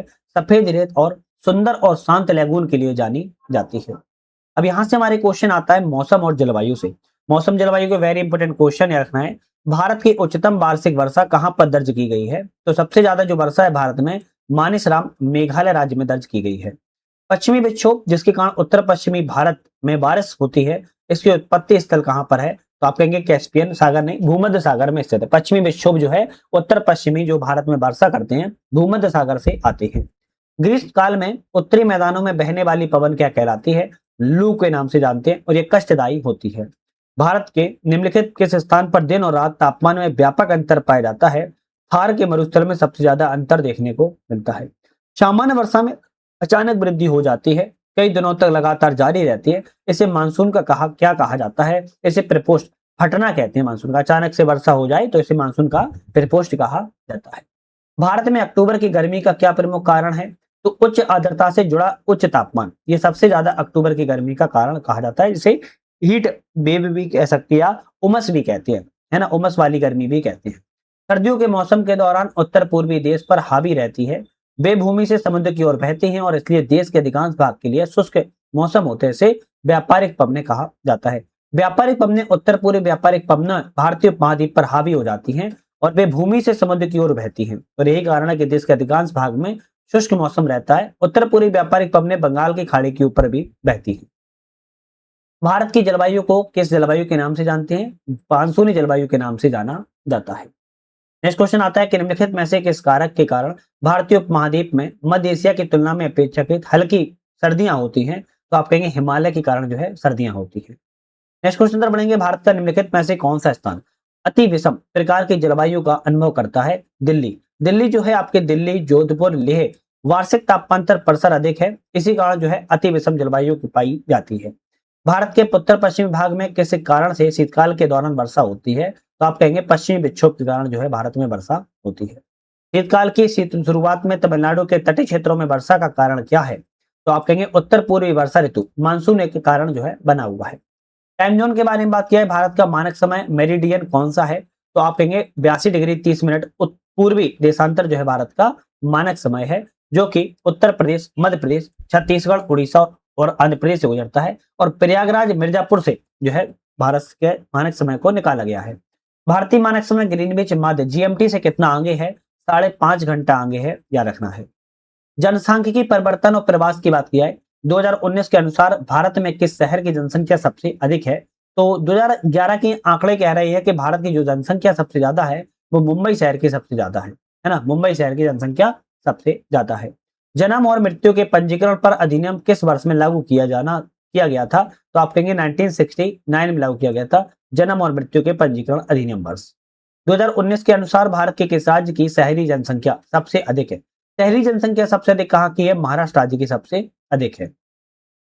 जनसंख्या रिपोर्ट 2011 के अनुसार उत्तर प्रदेश में बाल लिंग अनुपात कितना है? मतलब कि चाइल्ड सेक्स रेशियो जो है कितना है? 902 चाइल्ड सेक्स रेशियो है, यह रखना है ना, 902 है। 2011 की जनगणना के अनुसार राज्य के सर्वाधिक और न्यूनतम जनसंख्या वाले जिले कौन से हैं? सर्वाधिक और न्यूनतम, सर्वाधिक इलाहाबाद में जनसंख्या है और सबसे कम महोबा में जनसंख्या है। डी ऑप्शन आपका यहाँ पर करेक्ट है। 2011 की जनगणना रिपोर्ट के अनुसार किस राज्य में जनजाति जनसंख्या नहीं है? जनजाति जनसंख्या कहां पर नहीं है? हरियाणा राज्य में नहीं है, जबकि गोवा, बिहार और गुजरात में देखने को मिल जाएगी। 2011 की रिपोर्ट के अनुसार प्रति वर्ग किलोमीटर भारत के जनसंख्या घनत्व कितना है? तो आप कहेंगे भारत का जनसंख्या घनत्व 382 है, 382 है, क्या रखना है। और भारत में सर्वाधिक जनसंख्या घनत्व किसका है? बिहार का 1106 है। 2011 की जनगणना रिपोर्ट के अनुसार निम्नलिखित में से किस राज्य में जनसंख्या घनत्व सबसे ज्यादा है? तो बिहार राज्य में सबसे ज्यादा है, अभी हमने आपको बताया है। बिहार में 1106 है, पश्चिम बंगाल में 1028 है, केरल में 860 है, उत्तर प्रदेश में 829 है, हरियाणा में 573 है, जबकि पूरे भारत का 382 है, याद रखना है। 2011 की जनगणना के अनुसार भारत के निम्नलिखित राज्यों में से सबसे अधिक जनसंख्या घनत्व वाला राज्य कौन सा है? बिहार राज्य सबसे ज्यादा जनसंख्या घनत्व वाला राज्य है। 2011 में हुई जनगणना के अनुसार भारत की कुल जनसंख्या में अनुसूचित जाति कितने प्रतिशत है? अनुसूचित जाति 2011 के अनुसार 16.6% है। 2011 की जनगणना के अंतिम आंकड़ों के अनुसार सबसे बड़े राज्य उत्तर प्रदेश में देश की कुल जनसंख्या का कितने प्रतिशत हिस्सा निवास करता है? तो 16.49% हिस्सा जो है निवास करता है। कौन सा राज्य 2011 की जनगणना के अनुसार सबसे अधिक जनसंख्या वाला है? तो आप कहेंगे पश्चिम बंगाल जो है सबसे ज्यादा जनसंख्या वाला राज्य है ना? सबसे अधिक जनसंख्या वाला राज्य पश्चिम बंगाल है, 1028 है, जबकि मध्य प्रदेश में 236, त्रिपुरा में 350, गुजरात में 308 है। 2011 की जनगणना के अनुसार कौन सा एकमात्र राज्य था जिसकी 2001 में 11 के दौरान ऋणात्मक घातीय जनसंख्या वृद्धि दर रही है? नागालैंड की ऋणात्मक रही थी, या रखना है। भारत की दुनिया की कुल आबादी का लगभग कितना है? तो आप कहेंगे भारत में दुनिया की कुल आबादी का 17% आबादी है। कितना? 17% आबादी देखने को मिलेगी, जबकि चीन में 18.5 थी। हालांकि जब नई रिपोर्ट आएगी तो जो है चीन को भी पीछे भारत छोड़ चुका होगा। 2001 से 11 के जनगणना के बीच में भारत की जनसंख्या में वृद्धि कितनी हुई है? तो 17.70% की जो है वृद्धि देखने को मिली। किस प्रदेश की मध्य आयु न्यूनतम है? तो आप कहेंगे उत्तर प्रदेश की आयु जो है न्यूनतम है। जनगणना 2011 के अनुसार भारत का तीसरा सबसे अधिक आबादी वाला राज्य कौन सा है? तो बिहार राज्य सबसे बड़ा राज्य है, सबसे अधिक आबादी वाला, क्या रखना है, ठीक है। भारत में सर्वाधिक जनसंख्या वाला राज्य कौन सा है? सबसे ज्यादा जनसंख्या वाला जो राज्य है वो उत्तर प्रदेश राज्य है, बी ऑप्शन करेक्ट है। 2011 की जनगणना के अनुसार भारत में वयोवृद्ध महिला नागरिकों की संख्या कितनी है? 53 मिलियन है। 53 मिलियन जो है वयोवृद्ध महिला नागरिकों की संख्या है। भारत के किस राज्य में जनसंख्या घनत्व से बहुत कम है? जनसंख्या घनत्व अरुणाचल प्रदेश में सबसे कम है, याद रखना है। भारत का सबसे कम जनसंख्या वाला राज्य कौन सा है? सबसे कम जनसंख्या वाला राज्य भारत में सिक्किम राज्य है। किस भारतीय राज्य में 100 मिलियन से अधिक आबादी नहीं है? तो कौन से राज्य में नहीं है? आप कहेंगे पश्चिम बंगाल राज्य में नहीं है, जबकि बिहार, उत्तर प्रदेश, महाराष्ट्र में आपको देखने को मिल जाएगी। 2011 की जनगणना के अनुसार उत्तर प्रदेश की साक्षरता दर कितनी है? उत्तर प्रदेश की साक्षरता दर 67.68% है। 67.68% जो है उत्तर प्रदेश में साक्षरता दर है। नीचे दिए गए राज्यों में महिला साक्षरता दर सबसे कम कहां पर है? तो आप कहेंगे बिहार में सबसे कम है। बिहार में सबसे कम है। उत्तर प्रदेश में बात किया तो महिलाओं में 57.2% महिलाएं साक्षर हैं, जबकि राजस्थान में 52.1% है, बिहार में 51.5% है, और उत्तराखंड में बात की जाए तो आप कहेंगे, अच्छा उत्तराखंड का नहीं लिखा है, झारखंड का लिखा हुआ है। झारखंड में बात अगर की जाए 55.4% है। ठीक है, उत्तर प्रदेश की याद कर लेना 57.2% है। जनगणना 2011 के अनुसार उत्तर प्रदेश में लिंग अनुपात कितना है? तो उत्तर प्रदेश का लिंग अनुपात जो है 912 है ना, सेक्स रेशियो 912 है। एनपीपी से क्या तात्पर्य है? तो नेशनल पॉपुलेशन पॉलिसी को एनपीपी का फुल फॉर्म है। नेक्स्ट क्वेश्चन आता है, भारत की लगभग आधी जनसंख्या पात्र 5 राज्यों में रहती है। कौन सा राज्य घनी आबादी जनसंख्या वाले राज्यों में नहीं है? तो बिहार, पश्चिम बंगाल, महाराष्ट्र में रहती है, जबकि केरल इसमें स्थान नहीं है। 2017 में दर्ज भारत में शहरीकरण की स्थिति क्या है? तो 30 से 35% शहरीकरण की स्थिति है। इस राज्य में भारत में जनसंख्या घनत्व सबसे कम है? तो आप कहेंगे अरुणाचल प्रदेश में जनसंख्या घनत्व सबसे कम है। भारत की जनसंख्या 2011 के अनुसार उत्तर प्रदेश का प्रति वर्ग किलोमीटर जनसंख्या घनत्व कितना है? 829। 829 उत्तर प्रदेश का प्रति वर्ग किलोमीटर जनसंख्या घनत्व है। कौन सा भारत की सर्वाधिक आबादी घनी वाला शहर है? तो हैदराबाद जो है सबसे ज्यादा घनी आबादी वाला शहर है। भारत में अनुमानित जनसंख्या घनत्व लोग प्रति वर्ग किलोमीटर कितना है? 382। भारत की जनसंख्या घनत्व जो है 382 प्रति वर्ग किलोमीटर है। एक नगरीय क्षेत्र के रूप में किसी स्थान को वर्गीकृत करने के लिए न्यूनतम जनसंख्या जनसंख्या कितनी होनी चाहिए? तो 400 प्रति वर्ग किलोमीटर से अधिक होनी चाहिए। आपका डी ऑप्शन करेक्ट है। चलिए नेक्स्ट बात करेंगे, निम्नलिखित में से कौन जनसंख्या वितरण को प्रभावित करने वाला आर्थिक कारक नहीं है? शहरीकरण है, औद्योगिकरण है, खनिज है। पानी की उपलब्धता जनसंख्या वितरण को प्रभावित जो है नहीं करता, एक आर्थिक कारण नहीं है। यहां से हमारा भारत का भूगोल कंप्लीट हो गया है। अब हम विविध कुछ देख लेते हैं भारत के भूगोल के, जितने भी चैप्टर्स में इधर उधर हो जाते हैं वो हम अब विविध में समझने की कोशिश जो है कर लेते हैं। ये इंपॉर्टेंट है और यहाँ से कुछ क्वेश्चन आ जाते हैं। खादर एवं बांगर निम्नलिखित में से किस प्रकार की मिट्टी है? आप कहेंगे जलोढ़ मिट्टी होती है। खादर और बांगर जलोढ़ मिट्टी होती है, याद रखना है। खादर जो होती है वो नवीन जलोढ़ मृदा होती है, बांगर जो होती है पुरानी जलोढ़ मृदा होती है। मरुस्थल क्षेत्रों में वायु अपर्दन होता है क्योंकि मिट्टी को पकड़े रहने के लिए कोई पेड़ पौधे नहीं होते हैं। शुष्क भूमि में यह होने का अति कारण क्या है? तो आप कहोगे अति चराई। सबसे ज्यादा चराई जब हो जाती है तो यह शुष्क भूमि होने का सबसे प्रमुख कारण है। सूर्यमुखी की खेती के लिए किस प्रकार की मिट्टी सबसे अधिक उपयोगी होती है? तो आप कहेंगे रेगुर मिट्टी सबसे ज्यादा सूर्यमुखी के लिए उपयुक्त होती है। एक संसाधन के रूप में मिट्टी के कटाव हासिल को मिट्टी के संबंध में प्रमुख खतरा माना जाता है। कौन सा विकल्प मिट्टी के संरक्षण का सर्वोत्तम उपाय नहीं है? तो बारिश के पानी में बह जाना ये उपाय नहीं है, जबकि घास पात से ढकना, आज से वातावरण शेल्टर बेल्ट बनाना और समूची जुताई कंटूर कल्टीवेशन करना ये कारण है। मिट्टी का कटाव सर्वाधिक किस प्रकार की मिट्टी में होता है? तो आप कहेंगे मिश्रित मिट्टी, बलुई मिट्टी और मटियार दोमट। आप कहेंगे डी ऑप्शन यहाँ पर करेक्ट है। मिट्टी के कणों और चट्टानों की दरारों के बीच सारा स्थान पानी से भरा रह होता है। इस परत की ऊपरी सीमा क्या कहलाती है? तो जल तलिका, वाटर टेबल जो है ऐसे कहा जाता है। लाल मिट्टी मिट्टी भारत में सर्वाधिक मात्रा में पाई जाती है। कौन सी मिट्टी? तो जलोढ़ मिट्टी भारत में जो है सबसे ज्यादा मात्रा में पाई जाती है। क्षेत्रीय मृदा को क्या कहते हैं? क्षेत्रीय मृदा को ट्रांसपोर्टेड का मृदा कहा जाता है। तो इसे जोनल मृदा, अजोनल मृदा और इंट्रोजोनल मृदा के रूप में वर्गीकृत किया जाता है मिट्टियों को। कौन सा अम्लीय धरती पर सफलता से उगाया जा सकता है? खीरा को उगाया जा सकता है। भारत के कोई कोई क्षेत्रों में लाल मिट्टी पाई जाती है। मिट्टी लाल रंग होने का प्रमुख कारण क्या है? फेरिक ऑक्साइड की उपस्थिति जो है मृदा को लाल रंग के कारण के लिए जानी जाती है। शुष्क मृदा एक प्रमुख इकाई आयतन द्रव्यभार कहलाता है। तो आप कहेंगे स्थूल घनत्व जो है कहलाता है। उत्तर प्रदेश में प्रमुख रबी फसलें कौन सी हैं? तो गेहूं, चना, मटर और जौ उत्तर प्रदेश की प्रमुख रबी फसलों के रूप में जानी जाती हैं। 2017-18 के अनुसार दालों के वैश्विक उत्पादन में भारत का स्थान कौन सा था? तो भारत का पहला स्थान था, क्या रखना है। क्रांति से भारत विश्व का सबसे बड़ा दूध उत्पादक देश बन गया। कौन सी क्रांति से? श्वेत क्रांति से। आप कहेंगे श्वेत क्रांति से जो है भारत में दूध का सबसे बड़ा उत्पादक जो है देश बन गया है। 2018, अच्छा इसमें स्टार छोड़ते हैं।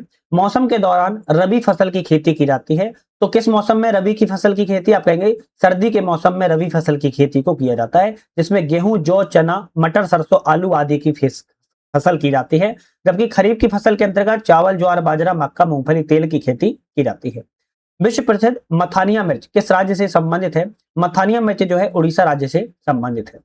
खेती का वह रूप जिसमें किसान और किसान के परिवार के निर्वाह के लिए लगभग सभी फसलें उगाई जाती हैं, पशुपालन किए जाते हैं, उसे पारंपरिक रूप से किस नाम से जाना जाता है? जीविका कृषि के नाम से जाना जाता है। निम्नलिखित में से कौन सी खरीफ की फसल है? तो अभी हमने बताया था कपास जो है खरीफ की फसल है, जबकि गेहूं, सरसों और चना रबी की फसलों के अंतर्गत आते हैं। कौन सा एक भारतीय कृषि भूमि की विशेषता नहीं है?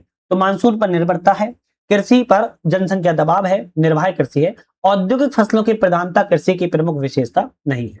2016-17 के दौरान भारत में कुल खाद्यान्न उत्पादन लगभग कितना था? 275 मिलियन टन था। जबकि 2023-24 की रिपोर्ट आई है, इसमें भारत में कुल खाद्यान्न उत्पादन 332.30 मिलियन टन जो है बताया गया है। तो ये क्वेश्चन आपके लिए इंपॉर्टेंट हो जाता है। चलिए नेक्स्ट क्वेश्चन आता है, इनमें से कौन किस आयोग ने किसानों के लिए न्यूनतम समर्थन मूल्य अनुशंसित करना अनिवार्य किया था? तो कृषि लागत एवं कीमत आयोग ने कहा था कि एमएसपी को न्यूनतम समर्थन मूल्य जो है अनिवार्य कर दिया जाए। कौन सा राज्य भारत में खाद्यान्न का सबसे बड़ा उत्पादक राज्य है? उत्तर प्रदेश राज्य खाद्यान्न का सबसे बड़ा उत्पादक है। पर्यावरणीय खेती इको फार्मिंग को किस नाम से जाना जाता है? जैविक खेती और ऑर्गेनिक फार्मिंग के नाम से इको फार्मिंग या पर्यावरणीय खेती को जाना जाता है। एक प्रकार की खेती है जिसमें किसान अपने संसाधनों को एक जगह एकत्रित करते हैं, अपने संसाधनों को अनुपात में कृषि उत्पादों को वितरित करते हैं। किस नाम से? सहकारी खेती, कोऑपरेटिव फार्मिंग के नाम से इसको जाना जाता है। उच्च पैदावार वाले बीज की किस्में सोनालिका, कल्याण सोना किस फसल के लिए हैं? गेहूं फसल से संबंधित है। पूसा हाइब्रिड 4 किसकी संकर प्रजाति है? आप कहेंगे टमाटर की संकर प्रजाति है। तो यहां पर हमने भारत के भूगोल से जितने भी क्वेश्चन थे उतना हमने कंप्लीट कर लिया है। विश्व के भूगोल की हम बात करेंगे, एक एक करके प्रत्येक क्वेश्चन पर बहुत अच्छे से बात करेंगे, जो कि बहुत ही ज्यादा महत्वपूर्ण है। पहला क्वेश्चन है, निम्नलिखित में से कौन सी भूमि किसी भी देश के स्वामित्व में नहीं है? तो एक ऐसी भूमि है जो किसी भी देश के स्वामित्व में नहीं आती है। वनुआती है, ग्रीनलैंड है, सोलोमन द्वीप समूह है। देखिए अंटार्कटिका की बात की जाए, किसी भी देश के स्वामित्व में नहीं है। अंटार्कटिका भूमि किसी भी देश का स्वामित्व इस पर नहीं है। 1959 में अंटार्कटिका ट्रीटी एक संधि की गई थी। इसके तहत अंटार्कटिका का जो क्षेत्र है इसका उपयोग केवल वैज्ञानिक और शांतिपूर्ण उद्देश्यों के लिए ही किया जा सकता है। इस संधि पर इस क्षेत्र में सभी प्रकार के क्षेत्रीय दावों को जो है नकारती है। नेक्स्ट क्वेश्चन तरफ बढ़ेंगे। नेक्स्ट क्वेश्चन आता है, यूरोप में कितने देश हैं? तो यूरोप में 44 देश हैं। अच्छा आप लोग, मैं यहीं पे कमेंट करके एक आंसर मैं पूछता हूं, आप लोगों से कमेंट करके बताना है, अफ्रीका कॉन्टिनेंट में कितने देश स्थित हैं? बताइए अफ्रीका कॉन्टिनेंट में कितने देश पड़ते हैं? और अगर कोई बता सकता है कि एशिया में भी कितने देश हैं तो वो भी बताइएगा। यूरोप में 44 देश है, जिसमें रूस, तुर्की, जॉर्जिया, अजरबैजान, कजाकिस्तान का विस्तार यूरोप और एशिया दोनों देशों में साथ पड़ता है। यूरोप में देशों की संख्या जो है 49 भी मानी जाती है। अगर कभी कभी ऑप्शन में आ जाए तो इसको थोड़ा सा ध्यान करके ही ऑप्शन पे टिक लगाना होता है। कौन सा महाद्वीप सही ढंग से अपने सबसे बड़े क्षेत्र में मेल खाता है? तो आप कहेंगे एशिया, इंडिया नहीं मेल खाता है। अफ्रीका, कांगो, लोकतांत्रिक गणराज्य ये भी नहीं खाएगा। उत्तरी अमेरिका, संयुक्त राज्य अमेरिका भी नहीं खाएगा। दक्षिण अमेरिका और ब्राजील, दक्षिण अमेरिका ब्राजील जो है सही रूप से मेल खा रहा है, और ये वीडियो के एग्जाम में ऑलरेडी क्वेश्चन आया है। किस महाद्वीप में सवाना घास के मैदान नहीं है? ऐसा कौन सा महाद्वीप है जहां पर सवाना घास के मैदान नहीं है? अफ्रीका में है, अमेरिका में है, ऑस्ट्रेलिया में है। जबकि यूरोप में कहेंगे सवाना घास के मैदान नहीं है। सवाना घास के मैदान जो है उष्णकटिबंधीय घास के मैदान होते हैं, जहां उष्णकटिबंधीय वर्षा वनों और मरुस्थलीय बायोम के बीच लहरदार बिखरे घासों के मैदान के रूप में पाए जाते हैं। नेक्स्ट आता है कि महाद्वीप जिसे the land of golden fleece के नाम से जाना जाता है। तो ऑस्ट्रेलिया महाद्वीप को कहेंगे the land of golden fleece के नाम से जाना जाता है। वैश्विक उत्पादन जो है सर्वाधिक यहाँ पर ऊन उत्पादन के कारण ऐसा कहा जाता है। विश्व का चौथा सबसे बड़ा महाद्वीप कौन सा है? तो विश्व का सबसे बड़ा महाद्वीप आप कहेंगे एशिया है। दूसरे नंबर पर अफ्रीका, तीसरे नंबर पर उत्तरी अमेरिका, दक्षिणी अमेरिका चौथे नंबर पर, पांचवें पर अंटार्कटिका, छठवें पर यूरोप और 7वें में ऑस्ट्रेलिया है। तो आप कहेंगे चौथे नंबर का सबसे बड़ा महाद्वीप कौन सा हो जाएगा? दक्षिण अफ्रीका है। पृथ्वी पर सबसे बड़ा महाद्वीप कौन सा है? भाई पृथ्वी पर सबसे बड़ा महाद्वीप एशिया है। देखो क्वेश्चन कुछ ऐसे होंगे जो आपको पता होंगे तो आपको लगेगा छोड़ो हटाओ यार, हमें तो सब आता है, लेकिन जब आता है तो फिर यहाँ तक आई क्यों हूँ, है ना? तो कहीं ना कहीं विथआउट स्किप के देखते रहिएगा, बहुत इंपॉर्टेंट है। एक छोटा सा अपडेट भी है कि हमारा ऐप आ चुका है, इसका नाम है यूपीएससी नेट। इस ऐप पर आप जाओगे तो multiple test series, multiples PDF, multiples video आपको मिल जाती हैं। डिस्क्रिप्शन में हमने लिंक भी दे दिया है आपकी, वहां से भी डाउनलोड कर सकते हो, प्ले स्टोर पे सर्च कर सकते हो। क्षेत्रफल के आधार पर सबसे बड़ा महाद्वीप निम्नलिखित में से कौन सा है? तो एशिया क्षेत्रफल के आधार पर सबसे बड़ा महाद्वीप है। दुनिया का सबसे बड़ा नदी द्वीप कौन सा है? तो दुनिया का सबसे बड़ा नदी द्वीप भारत में है, आप सभी को पता होगा, माजुली द्वीप है, जो कि असम राज्य में है और यह ब्रह्मपुत्र नदी पर बना हुआ है। भारत में दुनिया का सबसे बड़ा नदी द्वीप है। कौन सा विकल्प हिंद महासागर में दूसरा सबसे बड़ा द्वीप है?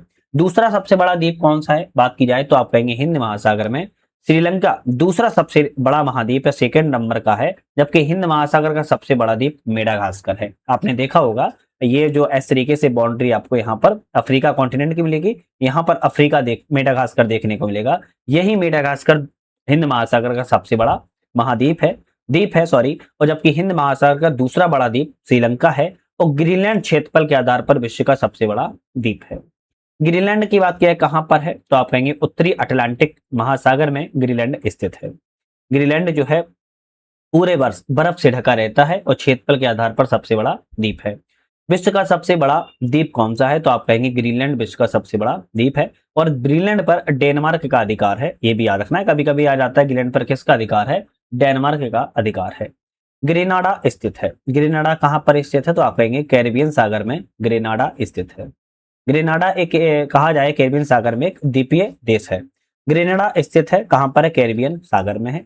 नदियों एवं नदी घाटियों संबंधी बात करेंगे। अब ये भारत की तो बात की नहीं जाएगी, भारत के चैप्टर पे बात की थी हमने, अभी विश्व की कुछ नदियां एवं नदी घाटियों के बारे में बात की जाएगी। डैन्यूब नदी का उद्गम किस देश में होता है? डैन्यूब नदी का जो उद्गम है किस देश में है तो आप कहेंगे जर्मनी में डैन्यूब नदी का उद्गम होता है। हालांकि डैन्यूब नदी जो है 10 देशों से गुजरती है, Germany, Austria, Slovakia, Hungary, Croatia, Serbia, Bulgaria, Moldova, Ukraine, Romania.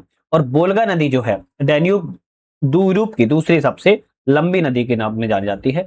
एक चीज याद रखना है कि जर्मनी में ब्लैक फॉरेस्ट भी है, जहां से ही डैन्यूब नदी जो है निकलती है। कौन सी नदी पूर्वी चीन सागर में गिरती है तो आप कहेंगे यांगसे नदी। यांगसे या यांगसी नदी भी कहते हैं जैसे, यह पूर्वी चीन सागर में गिरती है और मेकांग जो नदी है वो दक्षिणी चीन सागर में गिरती है और गंगा नदी बंगाल की खाड़ी में गिरती है। कौन सी नदी विषुवत रेखा को 2 बार पार करती है? विषुवत रेखा को 2 बार, है ना, एक ऐसी नदी है जो विषुवत रेखा को 2 बार पार करती है, आप कहेंगे कांगो नदी है। कर्क रेखा को 2 बार कौन सी नदी पार करती है बताइए?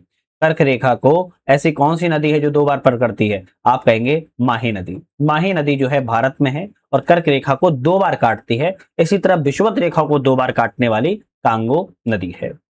चलिए नेक्स्ट क्वेश्चन आता है, दुनिया की सबसे तंग घाटी कौन सी है? तंग घाटी की बात की जा रही है दुनिया की, the grand canyon. The great canyon कहां पर है? संयुक्त राज्य अमेरिका में है, एरिजोना प्रांत में स्थित है और यहाँ जो है तंग घाटी के रूप में जानी जाती है।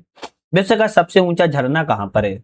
तो विश्व का सबसे ऊंचा झरना वेनेजुएला में स्थित है। कौन सा वाटरफॉल है तो आप कहेंगे साल्टो एंजल वाटरफॉल है, जो कि रियो करोनी नदी पर स्थित है। रियो करोनी नदी की सहायक नदी चुरन नदी पर जो है स्थित है, जिसकी ऊंचाई लगभग 980 मीटर के आसपास है। एक बात ध्यान रखना है, विश्व का सबसे ऊंचा झरना है दक्षिण अमेरिका के वेनेजुएला में स्थित है और यह किस नाम से? आप कहेंगे एंजल नाम से जाना जाता है। दुनिया में सबसे ज्यादा ऊंचाई वाला झरना कौन सा है तो आप कहेंगे एंजल है। डोबर जल संधि जोड़ती है, डोबर जल संधि किसको जोड़ती है? इंग्लिश चैनल को जोड़ती है, किससे? उत्तरी सागर से जोड़ती है, सी ऑप्शन करेक्ट है। मैक्सिको की खाड़ी किसके द्वारा अटलांटिक महासागर से जुड़ी है? तो मैक्सिको खाड़ी किसके द्वारा अटलांटिक महासागर से जुड़ी है? फ्लोरिडा जल संधि के द्वारा जुड़ी हुई है। चलिए अब यहां से हमारे पर्वत और पहाड़ियां हिमनद आते हैं। बृहस्पति पर्वतों में निम्नतर खंड होते हैं, तो बृहस्पति पर्वतों में कैसे खंड होते हैं? आप कहेंगे द्रोणिका रूप में जो है खंड पाए जाते हैं, क्या रखना है। यूरोप के उच्चतम पर्वत शिखरों में से एक माउंट एल्ब्रुस कहां पर स्थित है? तो माउंट एल्ब्रुस जो है रूस में स्थित है। जो माउंट एल्ब्रुस पर्वत शिखर है वो रूस में है। तो यह काकेशस पर्वत की सर्वोच्च चोटी है। तो यूरोप का सबसे ऊंचा पर्वत शिखर माउंट एल्ब्रुस है। विश्व की सबसे ऊंची चोटी माउंट एवरेस्ट किसके बीच में स्थित है? तो आप कहेंगे नेपाल एवं तिब्बत के बीच में। अब भारत और नेपाल के बीच में टिक मत लगा देना, नेपाल एवं तिब्बत के बीच में दुनिया की सबसे ऊंची चोटी माउंट एवरेस्ट स्थित है, जिसकी ऊंचाई की बात किया तो 8,848.86 मीटर है, याद रखना है। कौन सा गैर एशियाई उच्चतम पर्वत शिखर है? तो इनमें से गैर एशियाई उच्चतम पर्वत शिखर कौन सा है? किलिमंजारो, मैकिनली और एल्ब्रुस, ये सभी गैर एशियाई उच्चतम पर्वत शिखर में नहीं आते हैं। जबकि अंकांगुआ की बात की जाए तो यह गैर एशियाई पर्वत शिखर स्थित है। कहां पर है? तो आप कहेंगे दक्षिण अमेरिका की एंडीज पर्वतमाला का सबसे ऊंचा पर्वत जो है अंकांगुआ है, और जिसकी ऊंचाई 6,962 मीटर है। ये बात की जाए किलिमंजारो, यह अफ्रीका में है, 5,895 मीटर ऊंचा।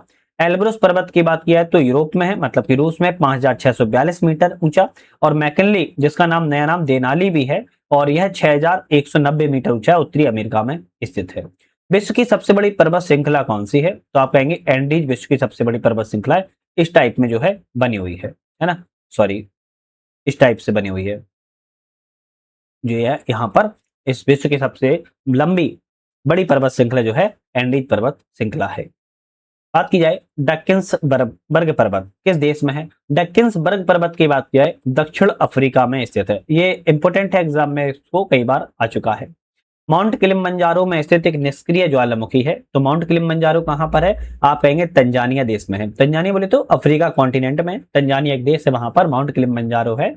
5,895 मीटर ऊंचाई पर एक निष्क्रिय ज्वालामुखी है। कंचनजंगा विश्व में तीसरे सबसे बड़ा पर्वत है, यह किस सीमा पर स्थित है? तो कंचनजंगा भारत और नेपाल की सीमा पर स्थित है, और यह याद रखना है 8,598 मीटर की ऊंचाई पर स्थित है।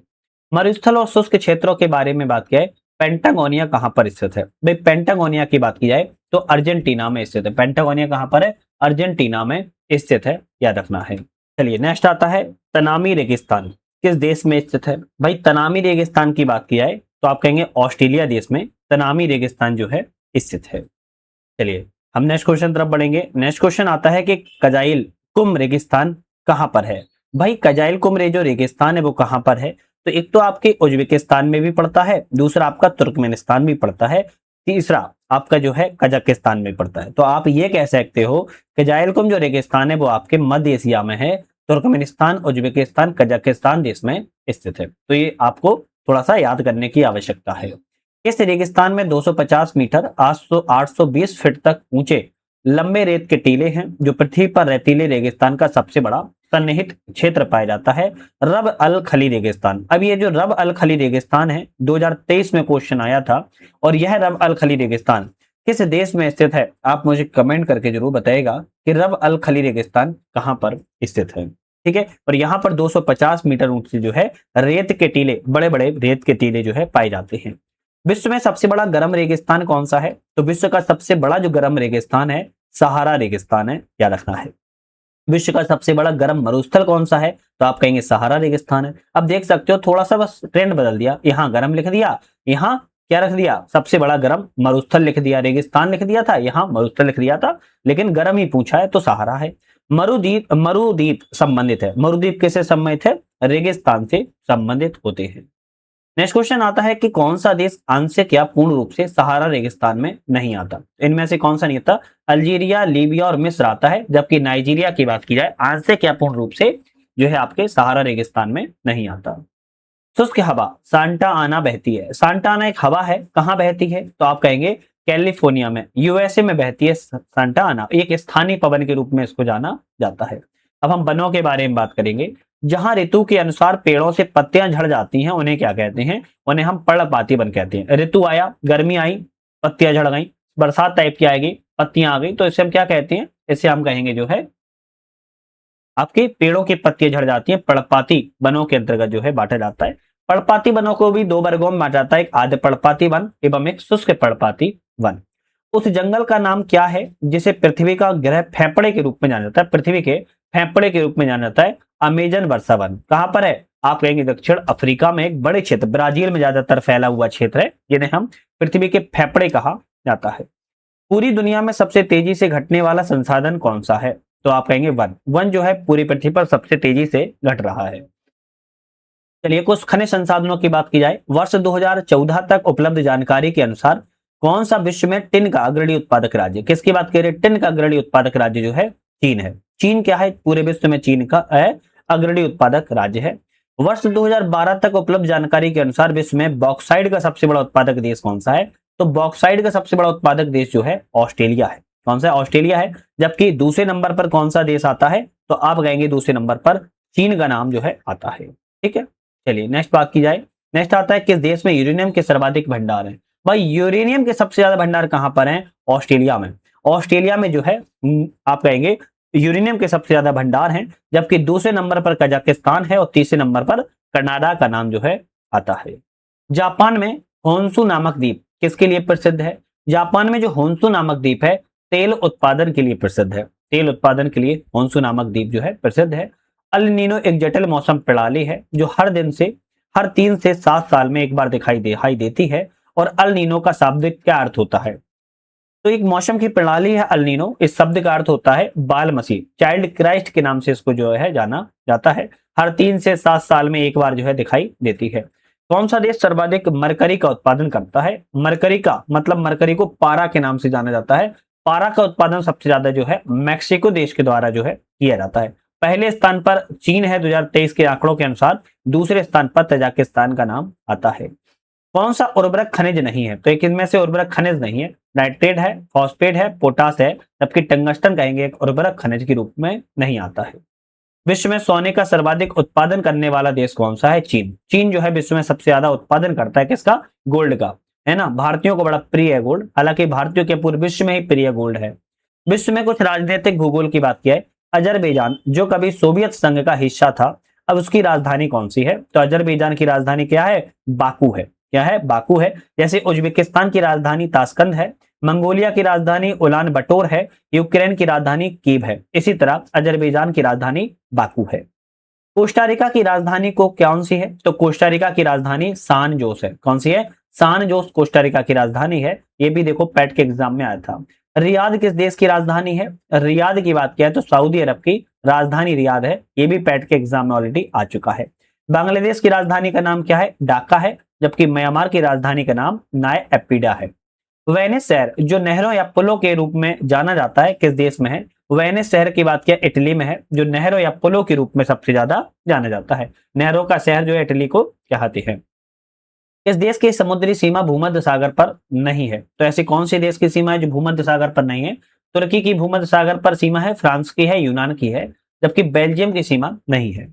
किंगडम ऑफ बेल्जियम यूरोप में स्थित एक देश है। बेल्जियम की समुद्री सीमा उत्तरी सागर से मिलती है, ना कि भूमध्य सागर से। बेल्जियम की सीमा फ्रांस, जर्मनी, लग्जमबर्ग, नीदरलैंड के साथ साझा होती है। तुर्की, फ्रांस, ग्रीस की समुद्री सीमा भूमध्य सागर से लगती है। कौन सा एक अल्पाइन देश है? तो अल्पाइन कौन सा देश है? इटली। इटली कैसा एक अल्पाइन देश के रूप में जाना जाता है। कौन सा यूरोपीय देश है? तो इन सभी में यूरोपीय देश कौन सा है? बुल्गारिया यूरोपीय देश है ना। बुल्गारिया की राजधानी की बात किया कौन सी है? सोफिया, है ना। ये वही सोफिया है ना। सोफिया जो है बुल्गारिया की राजधानी है। और इसके पूरब में काला सागर है। बुल्गारियन लेव इसकी आधिकारिक मुद्रा है। दुनिया का सबसे छोटा देश कौन सा है? दुनिया का सबसे छोटा देश वेटिकन सिटी है। कौन सा है? Vatican city. केवल 44 हेक्टेयर क्षेत्र में यह फैला हुआ है। ईसाई धर्म के प्रमुख संप्रदाय रोमन कैथोलिक चर्च का यहीं पर केंद्र है। और इस संप्रदाय का सर्वोच्च धर्मगुरु पोप का निवास यहीं पर स्थित है। वेटिकन सिटी की बात किया तो यूरोप में महाद्वीप में स्थित एक छोटा सा देश है। वेटिकन जो है पृथ्वी पर सबसे छोटा स्वतंत्र देश के रूप में जाना जाता है। विश्व के क्षेत्रफल के आधार पर सबसे छोटा देश कौन सा है? तो अभी बताया हमने प्रॉपर वेटिकन सिटी है। सर्वाधिक सीमाओं वाला देश कौन सा है? इन चारों में सर्वाधिक सीमाओं वाला देश जो है आपका चीन है। कौन सा? चीन विश्व में सर्वाधिक सीमा, पूरे विश्व में नहीं, मतलब कि इन चारों ऑप्शन में चीन जो है सर्वाधिक सीमाओं वाला देश है। चीन की सीमा 13 देशों से लगती है, 1-2 देशों से नहीं, 13 देशों से लगती है। ध्यान रखिएगा, ठीक है। चलिए अब हम बात करेंगे पूरे विश्व की जलवायु और मौसम के बारे में। जलवायु और मौसम के बारे में बात किया है। सर्वाधिक वार्षिक वर्षा कहाँ होती है? सर्वाधिक वार्षिक वर्षा जो है अमेजन बेसिन में होती है। आपका बी ऑप्शन करेक्ट है। दूसरा है धुंध जो नमी के बड़े कणों से बना है वह क्या कहलाता है? धुंध जो नमी के बड़े कणों से बनता है उसे कोहरा के नाम से जाना जाता है। वायुमंडल की निचली परत में छोटी छोटी जल की बूंदें, धुआं, धूलकण की सघन राशि पाई जाती है, जिससे अदृश्यता उपस्थित होती है, उसे कोहरा कहा जाता है। टर्मिनल डॉपलर रडार टीडीआर किस लिए प्रयुक्त किया जाता है? तो यहाँ पर ऑप्शन कहेंगे हम जो है आपके टर्मिनल डॉपलर वेदर जो रडार होता है, मौसम खराब की जानकारी हासिल करने के लिए हवाई जहाजों को नीचे उतरने और उड्डयन टेक ऑफ में सहायता प्रदान करता है। हालांकि कुछ मौसम वैज्ञानिकों के द्वारा टीडीडब्ल्यू के द्वारा एक एकत्रित आंकड़े का प्रयोग मौसम की भविष्यवाणी के लिए भी किया जाता है। निम्बस किस मेघ को दर्शाते हैं? निम्बस जो है वर्षा मेघ को दर्शाते हैं। निम्बस क्या है? बादल होते हैं जो वर्षा मेघ को दर्शाते हैं। चलिए टाइम जोन की बात कर लेते हैं। दुनिया को समय क्षेत्रों में बांटा गया है। समय क्षेत्र की कुल संख्या कितनी है? तो आप कहेंगे 24 है। कितना? 24 समय क्षेत्रों में दुनिया को जो है बांटा गया है। भारत में केवल एक समय क्षेत्र है। वर्तमान में सर्वाधिक समय क्षेत्र की बात किया है, फ्रांस के पास 12 है। चलिए बात की जाए विश्व के कुल कितने प्रमुख काल क्षेत्रों टाइम जोनों में विभाजित किया गया है? 24 टाइम जोनों में विभाजित जो है किया गया है। इसी तरह नेक्स्ट क्वेश्चन आता है, ग्रीनविच मीन टाइम से भारतीय मानक समय कितना आगे है? 5 घंटा 30 मिनट आगे है। नेक्स्ट क्वेश्चन की बात की जाए, ग्रीनविच मीन टाइम ग्लोब पर टाइम जोन की शुरुआत का प्रतीक है। किसी भी देश के समय जीएमटी के आगे पीछे देश के घंटों की संख्या को मापने का समय है। ग्रीनविच निम्नलिखित में से किस शहर के पास है? तो आप कहेंगे लंदन के पास। कहां से? लंदन के पास से गुजरा हुआ है। जनसांख्यिकीय परिवर्तन और प्रवास के बारे में बात करेंगे। जनसंख्या के आधार पर देशों में सूची भारत की रैंक कितनी है? जनसंख्या के आधार पर भारत में देशों की सूची में दूसरे नंबर पर है। हालांकि जब नई जनगणना होगी तो भारत जो है पहले स्थान पर आ चुका है। कौन सी जनसंख्या परिवर्तन का घटक नहीं है? तो आप कहेंगे रुग्णता, है ना, घटक नहीं है आपकी। और लेकिन प्रवसन, जन्म और मृत्यु ये जन्म जनसंख्या परिवर्तन के घटक हैं। पृथ्वी के उत्तरी गोलार्ध में रहने वाली कुल मानव आबादी का अनुमानित प्रतिशत कितना है? जो उत्तरी गोलार्ध में मानव की आबादी रहती है लगभग 90% आबादी आप सभी को पता होगा उत्तरी गोलार्ध में पाई जाती है। दक्षिणी गोलार्ध में तो महासागर ही महासागर देखने को मिलता है। निम्नलिखित देशों में किसकी विश्व में न्यूनतम प्रजनन दर है? न्यूनतम प्रजनन दर किसकी है? आप कहेंगे दक्षिण कोरिया में है। इसके बाद किस देश की प्रजनन दर विश्व में सर्वाधिक है? तो आप कहेंगे सोमालिया की सबसे ज्यादा प्रजनन दर है। देशांतरण की आबादी की संख्या, विस्तार और संयोजन को बदल देता है। प्रस्थान एवं आगमन दोनों क्षेत्रों को बदल देता है। अब हम विश्व के भूगोल के कुछ विविध मिसलेनियस क्वेश्चनों की बात करेंगे। जितने भी चैप्टर्स में अभी तक नहीं आए उन सभी चैप्टरों को यहाँ पर हम समेटने वाले हैं। तेज हवाओं के द्वारा किस प्रकार की मिट्टी उड़कर आती है और जमा हो जाती है? तो तेज हवाएं जो होती हैं किस प्रकार की मिट्टी? आप कहेंगे बलुई मिट्टी जो होती है वो उड़कर आती है और जो है इकट्ठी जमा हो जाती है। टेरा रोसा शब्द का तात्पर्य क्या है? टेरा रोसा शब्द का तात्पर्य लाल मिट्टी से होता है। कौन सा देश विश्व में गेहूं का सबसे बड़ा उत्पादक देश है? पूरे विश्व में गेहूं का सबसे बड़ा उत्पादक देश 2023 में चीन विश्व में गेहूं का सबसे बड़ा उत्पादक देश था। भारत का स्थान और रूस का स्थान दूसरे और तीसरे स्थान पर था। नेक्स्ट आता है कि अंगूर की खेती करने को, संवर्धन को किस नाम से जाना जाता है? तो विटिकल्चर। ये क्वेश्चन ऐसे इंपॉर्टेंट होते हैं, अंगूर के उत्पादन या अध्ययन करने के लिए विटिकल्चर के नाम से जाना जाता है। सिल्क का सर्वाधिक उत्पादन होता है। सिल्क का सबसे ज्यादा उत्पादन जो है चीन देश में किया जाता है। नेक्स्ट क्वेश्चन आता है, विश्व निम्नलिखित में से कौन सा देश संसार में धान उत्पादन में दूसरा स्थान है? धान के उत्पादन में दूसरा स्थान किसका है? भारत का है। विश्व में धान के उत्पादन में पहला स्थान किसका है? चीन का पहले स्थान पर है, जबकि भारत दूसरे स्थान पर है। इस देश के शोधकर्ताओं ने अदृश्य गैलेक्सी ब्लैक गैलेक्सी की खोज की है। तो इटली के खोजकर्ताओं ने एक अदृश्य गैलेक्सी या ब्लैक गैलेक्सी की खोज की है। कौन सा ग्रह सूर्य के सबसे नजदीक है? तो कौन सा ग्रह जो है सूर्य के सबसे नजदीक है? बुध ग्रह सूर्य के सबसे नजदीक है। तो बुध, शुक्र, पृथ्वी, मंगल, बृहस्पति, शनि, अरुण और वरुण ये आपके 8 ग्रह हैं और इसी क्रम में पृथ्वी से दूरी पर बने हुए हैं। कौन से जोवियन ग्रह खोजे गए हैं? तो इन चारों में जोवियन ग्रह कौन सा है? तो आप कहेंगे यूरेनस जो है आपका जोवियन ग्रह है। जोवियन ग्रह आपके बृहस्पति, शनि, यूरेनस और नेपच्यून को सामूहिक रूप से जोवियन ग्रह में जाना जाता है। सौर परिवार का सबसे बड़ा ग्रह कौन सा है? तो आप कहेंगे बृहस्पति सौर परिवार का सबसे बड़ा ग्रह है। निम्नलिखित वैसे कौन सा कथन बृहस्पति ग्रह के बारे में सही है? सौरमंडल में सबसे छोटा दिन इसका ही होता है, बृहस्पति का दिन में। निम्नलिखित में से किस ग्रह के सबसे अधिक प्राकृतिक उपग्रह हैं? तो आप कहेंगे शनि। शनि के अभी वर्तमान में सबसे ज्यादा प्राकृतिक उपग्रह हो चुके हैं। बुध का एक भी उपग्रह नहीं है, शुक्र के भी एक भी उपग्रह नहीं है, पृथ्वी का एक उपग्रह चंद्रमा है, मंगल के 2 उपग्रह फीमोस और डीमोस है और बृहस्पति के 95 उपग्रह है। शनि के सबसे ज्यादा 274 उपग्रह हो चुके हैं। अरुण के 28 उपग्रह और वरुण के 16 उपग्रह है। चाहो तो आप इसका स्क्रीनशॉट भी ले लीजिएगा। निम्नलिखित में से कौन सा आंतरिक सौर मंडल में स्थित एकमात्र बौना ग्रह है? तो एकमात्र बौना ग्रह सेरेस है ना। सेरेस जो एकमात्र बौना ग्रह में आता है। शब्द शांति का समुद्र, सी ऑफ इक्वलिटी किस खगोलीय पिंड से जुड़ा है? चंद्रमा से जुड़ा हुआ है, चांद से जुड़ा हुआ है। शांति का समुद्र चंद्रमा पर स्थित है। अपोलो 11 का लैंडिंग स्थल था। अपोलो 11 विश्व का प्रथम चंद्रमा मिशन है जिसे मानव को चंद्रमा पर उतारा था। सौरमंडल की उत्पत्ति संबंधित सिद्धांत के कौन सा यहाँ पर करेक्ट है? तो आप कहेंगे ज्वारीय हाइपोथेसिस, जेम्स जीन्स और हेरोल्ड डेफरी सिद्धांत से संबंधित है। बी ऑप्शन करेक्ट है। निम्नलिखित में से कौन सा ग्रह पृथ्वी की अपेक्षा आकार में छोटा है? तो आप कहेंगे शुक्र ग्रह पृथ्वी के आकार में छोटा है, जबकि नेपच्यून, शनि और यूरेनस बड़े बड़े ग्रह हैं। निम्नलिखित में से कौन सा सही ढंग से ग्रहों के आकार को अवरोही क्रम में दर्शाया गया है? तो यूरेनस, पृथ्वी, मंगल और बुध, ये आपका आकार सही ढंग से अवरोही क्रम में लगा है। सबसे बड़ा बृहस्पति है, फिर शनि है, फिर यूरेनस, फिर नेपच्यून, पृथ्वी, शुक्र, मंगल, सबसे छोटा बुध है। सूर्य का दीप्तिमान आमुक जिसे हम देखते हैं क्या कहलाता है? सूर्य का दीप्त आमुक जो है हम इसे क्या देखते हैं, उसे प्रकाश मंडल के नाम से जाना जाता है। नासा के अनुसार सूर्य के बाद पृथ्वी के निकटतम सितारा कौन सा है? तो सूर्य के बाद पृथ्वी का सबसे निकटतम सितारा जो है प्रॉक्सिमा सेंचुरी है। कौन सा? प्रॉक्सिमा सेंचुरी है। इस ग्रह को लाल ग्रह के नाम से जाना जाता है। मंगल ग्रह को लाल ग्रह के नाम से जाना जाता है। शुक्र ग्रह को भोर का तारा के नाम से जाना जाता है। और मंगल ग्रह के फोबोस और डीमोस दो उपग्रह हैं। शुक्र ग्रह को भोर का तारा या शाम का तारा भी कहते हैं।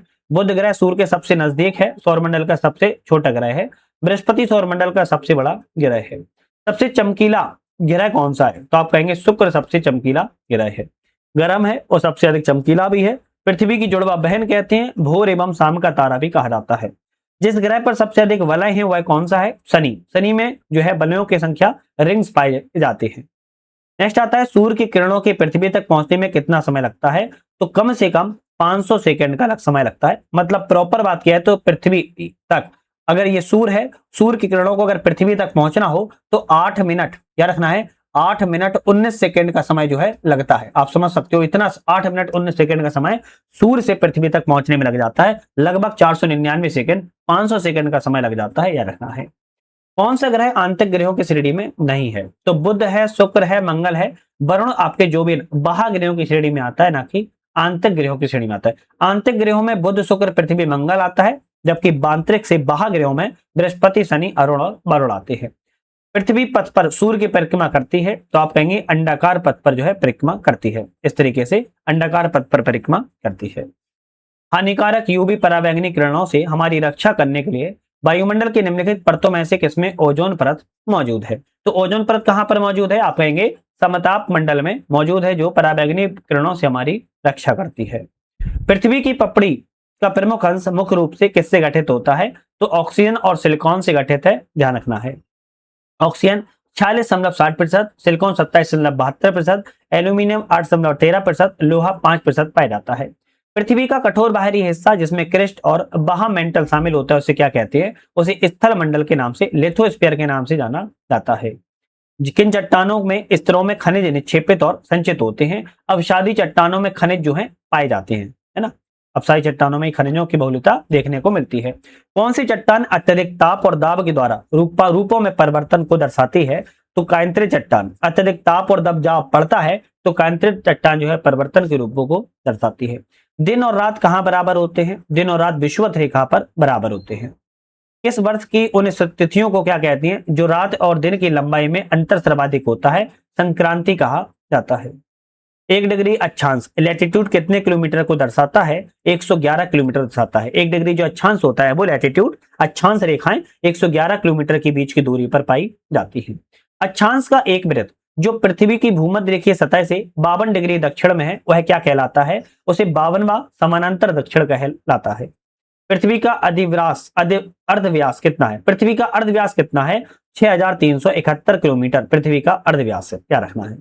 पृथ्वी का विषुवती व्यास कितना है? तो पृथ्वी का विषुवती व्यास 12,756 किलोमीटर है।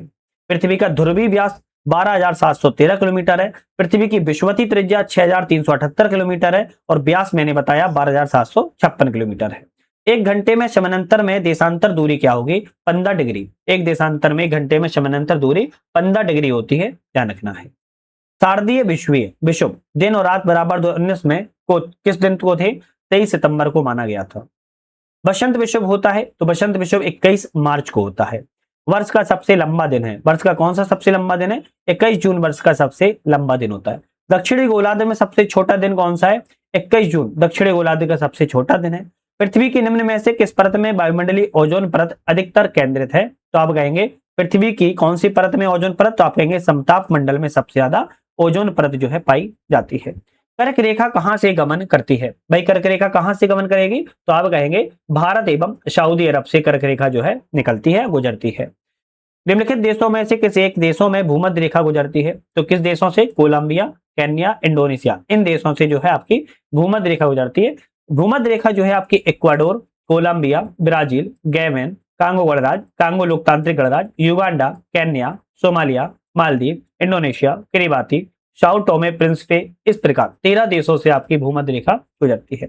यूरेशियाई प्लेट और भारतीय प्लेट के टकराव पर सिकुड़न के परिणाम स्वरूप किस निर्मित लंबवत घाटी का निर्माण हुआ है? तो आप कहेंगे दूंस घाटियों का निर्माण जो है देखने को मिलता है। भारतीय विशाल एकीकृत महाद्वीप सुपर कॉन्टिनेंट पेंजिया का दक्षिण भाग है। इसकी उत्तरी भाग अंगारा भूमि स्थित है, तो आप कहेंगे गोंडवाना भूमि के नाम से जानी जाती है। नेक्स्ट क्वेश्चन आता है, यूरोप का प्रमुख मछुवाही क्षेत्र डॉगरबैक कहां पर स्थित है? तो मछुआई क्षेत्र डॉगरबैक जो है आपके उत्तरी सागर में स्थित है। उत्तरी सागर में इंग्लिश चैनल, ग्रेट ब्रिटेन और फ्रांस के बीच में स्थित है। अंतरराष्ट्रीय चावल अनुसंधान कहां पर है? तो आप कहेंगे फिलीपींस के मनीला में स्थित है। अगर संगत का मिलान कीजिए यहां पर, चलिए इसको छोड़ ही देते हैं क्योंकि ये थोड़ा सा अटपटा क्वेश्चन था। पटाखा किस देश की मुद्रा है? भाई पटाखा जो है आपकी मकाऊ देश की मुद्रा है। नाम है पटाखा, मकाऊ देश की मुद्रा है। मकाऊ चीन का एक विशेष प्रशासनिक क्षेत्र है। कौन सा जलडमरू भूमध्य सागर को अटलांटिक सागर से जोड़ता है? तो भूमध्य सागर को अटलांटिक सागर से जिब्राल्टर के जलडमरू मध्य जो है जोड़ता है। उस जलडमरू मध्य का नाम बताओ जो जावा सागर को हिंद महासागर से जोड़ता है। तो आप कहेंगे सुंडा जलडमरू मध्य। सुंडा जलडमरू मध्य जावा सागर और हिंद महासागर को जोड़ता है। इसे हिंद महासागर के सबसे गहरे बिंदु के रूप में जाना जाता है, तो आप कहेंगे सुंडा ट्रेंच को। सुंडा ट्रेंच जो है आपके हिंद महासागर का सबसे गहरा बिंदु है। जिस तरह प्रशांत महासागर में मैरियाना गर्त है, इसी तरह हिंद महासागर में सुंडा ट्रेंच सबसे गहरा बिंदु है। निम्नलिखित में से पृथ्वी पर समुद्र तल से सबसे गहरा बिंदु कौन सा है? मैरियाना ट्रेंच है, आपको अभी हमने बताया, प्रशांत महासागर में स्थित है। निम्नलिखित जल निकायों में कौन दुनिया का सबसे लवणीय जल निकाय है? सबसे ज्यादा लवणीय जल निकाय जो है आपका गैटाले तालाब है। क्या है? गैटाले तालाब सबसे आपके इन चारों ऑप्शनों में, और यह इथोपिया के दानाकिल डिप्रेशन में स्थित है। लेक तुर्काना दुनिया की सबसे बड़ी रेगिस्तानी झील है। यह दुनिया के किस देश में है? लेक तुर्काना की बात की जाए केन्या देश में स्थित है, और यह दुनिया के सबसे बड़ी रेगिस्तानी झील के रूप में जानी जाती है। जावा ट्रेंच नामक सबसे गहरा स्थल किस महासागर में है? जावा ट्रेंच की बात की जाए तो आप कहेंगे हिंद महासागर में जावा ट्रेंच, सुंडा खाई जो है स्थित है। दुनिया में सबसे ऊंचा ज्वार कहां पाया जाता है? दुनिया में सबसे ऊंचा ज्वार जो है कनाडा में आता है ना। सबसे ज्यादा ऊंचा ज्वार कनाडा में आता है। बारिश की छायाएं तब बनाई जाती हैं जब हवाएं नमी को ऊपर उठाने के लिए तेजी से बढ़ती हैं। जब हवा ठंडी होती है और बारिश बर्फ के रूप में अपनी नमी को वेग से नीचे गिराने के लिए संघनित होती है, इसमें कौन सा वर्षा छाया प्रभाव नहीं बनाता है? तो आप कहेंगे भूमध्य सागर के तटीय क्षेत्र का प्रभाव नहीं बनाता है, जबकि क्यूल हवाई द्वीप, कैलिफोर्निया के डेथ वैली और हिमालय में बनाता है। चलिए नेक्स्ट क्वेश्चन आता है, चंद्रमा का आकार पृथ्वी के आकार का लगभग कितना है? तो 1/4 भाग है, याद रखना है। गैलेरियस ज्वालामुखी किस देश में है? तो गैलेरियस ज्वालामुखी कोलंबिया देश में स्थित है और अभी हाल ही में यह चर्चा में रहा था। माउंट एटना जैसे यूरोप का सबसे सक्रिय ज्वालामुखी माना जाता है, किस देश में है? माउंट एटना दुनिया का सबसे सक्रिय एक्टिव वोल्केनो है और यह जो है आपके इटली देश में स्थित है। सबसे सर्वाधिक सक्रिय ज्वालामुखी है, इटली के सिसिली द्वीप पर यह स्थित है। हवाई ज्वालामुखी किसका उदाहरण है? तो आप कहेंगे ढाल ज्वालामुखी का उदाहरण है। कौन सा टेक्टोनिक प्लेट के मूवमेंट और शिफ्ट के कारण होता है? जहां ये टेक्टोनिक प्लेटें मिलते हैं तो आप कहेंगे भूकंप होता है। जहां दोनों टेक्टोनिक प्लेटें मिलते हैं तो भूकंप की उत्पत्ति जो है हो सकती है। रुई के समान दिखते हैं, आमतौर पर 4000 से 7000 मीटर की ऊंचाई पर बनते हैं। ऐसे बादलों को कपासी मेघ बादल के नाम से जाना जाता है। ग्रहण के समय सूर्य का निम्न में से कौन सा भाग दिखाई देता है? जब ग्रहण लग जाता है तो सूर्य का कौन सा भाग? तो कोरोना भाग जो है दिखाई देता है। कौन सा जीवित पक्षी विश्व का सबसे छोटा अंडा देता है? तो आप कहेंगे B humming bird. B humming bird जो है आपका जीवित सबसे छोटा अंडा देता है, क्या रखना है। सबसे छोटा पक्षी भी विश्व का माना जाता है। ग्रेट बैरियर रीफ है। ग्रेट बैरियर रीफ क्या है? एक प्रवाल संरचना है ना। ग्रेट बैरियर रीफ जो है ऑस्ट्रेलिया के क्वींसलैंड तट के समानांतर महासागर स्थित प्रवाल संरचना पाई जाती है, जो कि विश्व की सबसे बड़ी मूंगा चट्टान प्रणाली है। वैफिन द्वीप किस देश में स्थित है? तो आप कहेंगे कनाडा देश में वैफिन द्वीप स्थित है। पृथ्वी पर सर्वाधिक शीत तापमान पूर्वी अंटार्कटिका में कितना रिकॉर्ड पाया गया है? तो -93 डिग्री सेल्सियस के आसपास जो है पृथ्वी का सर्वाधिक पूर्वी अंटार्कटिका में रिकॉर्ड शीत तापमान जो है देखने को मिला था 10 अगस्त 2010 को। निम्नलिखित में से कौन सा पदार्थ समुद्र से निकाला गया है? ऐसा कौन सा पदार्थ जो समुद्र से निकाला गया हो? तो आप कहेंगे ब्रोमीन। ब्रोमीन एक ऐसा पदार्थ है समुद्र से निकाला गया था 1826 में। कौन सा पृथ्वी का सबसे बड़ा अंतःस्थलीय जल निकाय है? तो आप कहेंगे कैस्पियन सागर। कैस्पियन सागर पृथ्वी का सबसे बड़ा अंतःस्थलीय जल निकाय है। प्रियल झील जो है सबसे बड़ी मीठे पानी की झील है। मसाई जनजाति लंबे बहुत गहरे भूरे रंग की त्वचा वाले होते हैं। ये ज्यादातर कहाँ पाए जाते हैं? मसाई जनजाति आप कहेंगे पूर्वी अफ्रीका में पाई जाती है। पूर्वी अफ्रीका के तंजानिया और केन्या में यह जो है निवास करते हैं। लंबे होते हैं, गहरे भूरे रंग के त्वचा वाले होते हैं मसाई जनजाति, और बहुत चर्चा में रहती है। तो आज हमने यहाँ पर अपनी ज्योग्राफी को पूरा कंप्लीट कर लिया है, इंडियन और वर्ल्ड दोनों ही ज्योग्राफी को। अब यहाँ से हमारा आता है भारतीय अर्थव्यवस्था। जैसे कि हमने बताया था प्रत्येक सब्जेक्ट को हम एक एक वीडियो में कवर कर रहे हैं, जो कि बहुत ज्यादा महत्वपूर्ण है। तो हम नेक्स्ट वीडियो में इकोनॉमी की बात करेंगे और फिर हमारा पॉलिटी सेगमेंट आएगा, फिर साइंस आएगा। तो इस तरीके से हमारे प्रत्येक चैप्टर पर हम बात करते चलेंगे। तो आज ही समाप्त करेंगे, नेक्स्ट वीडियो पर मुलाकात करेंगे। तब तक के लिए धन्यवाद।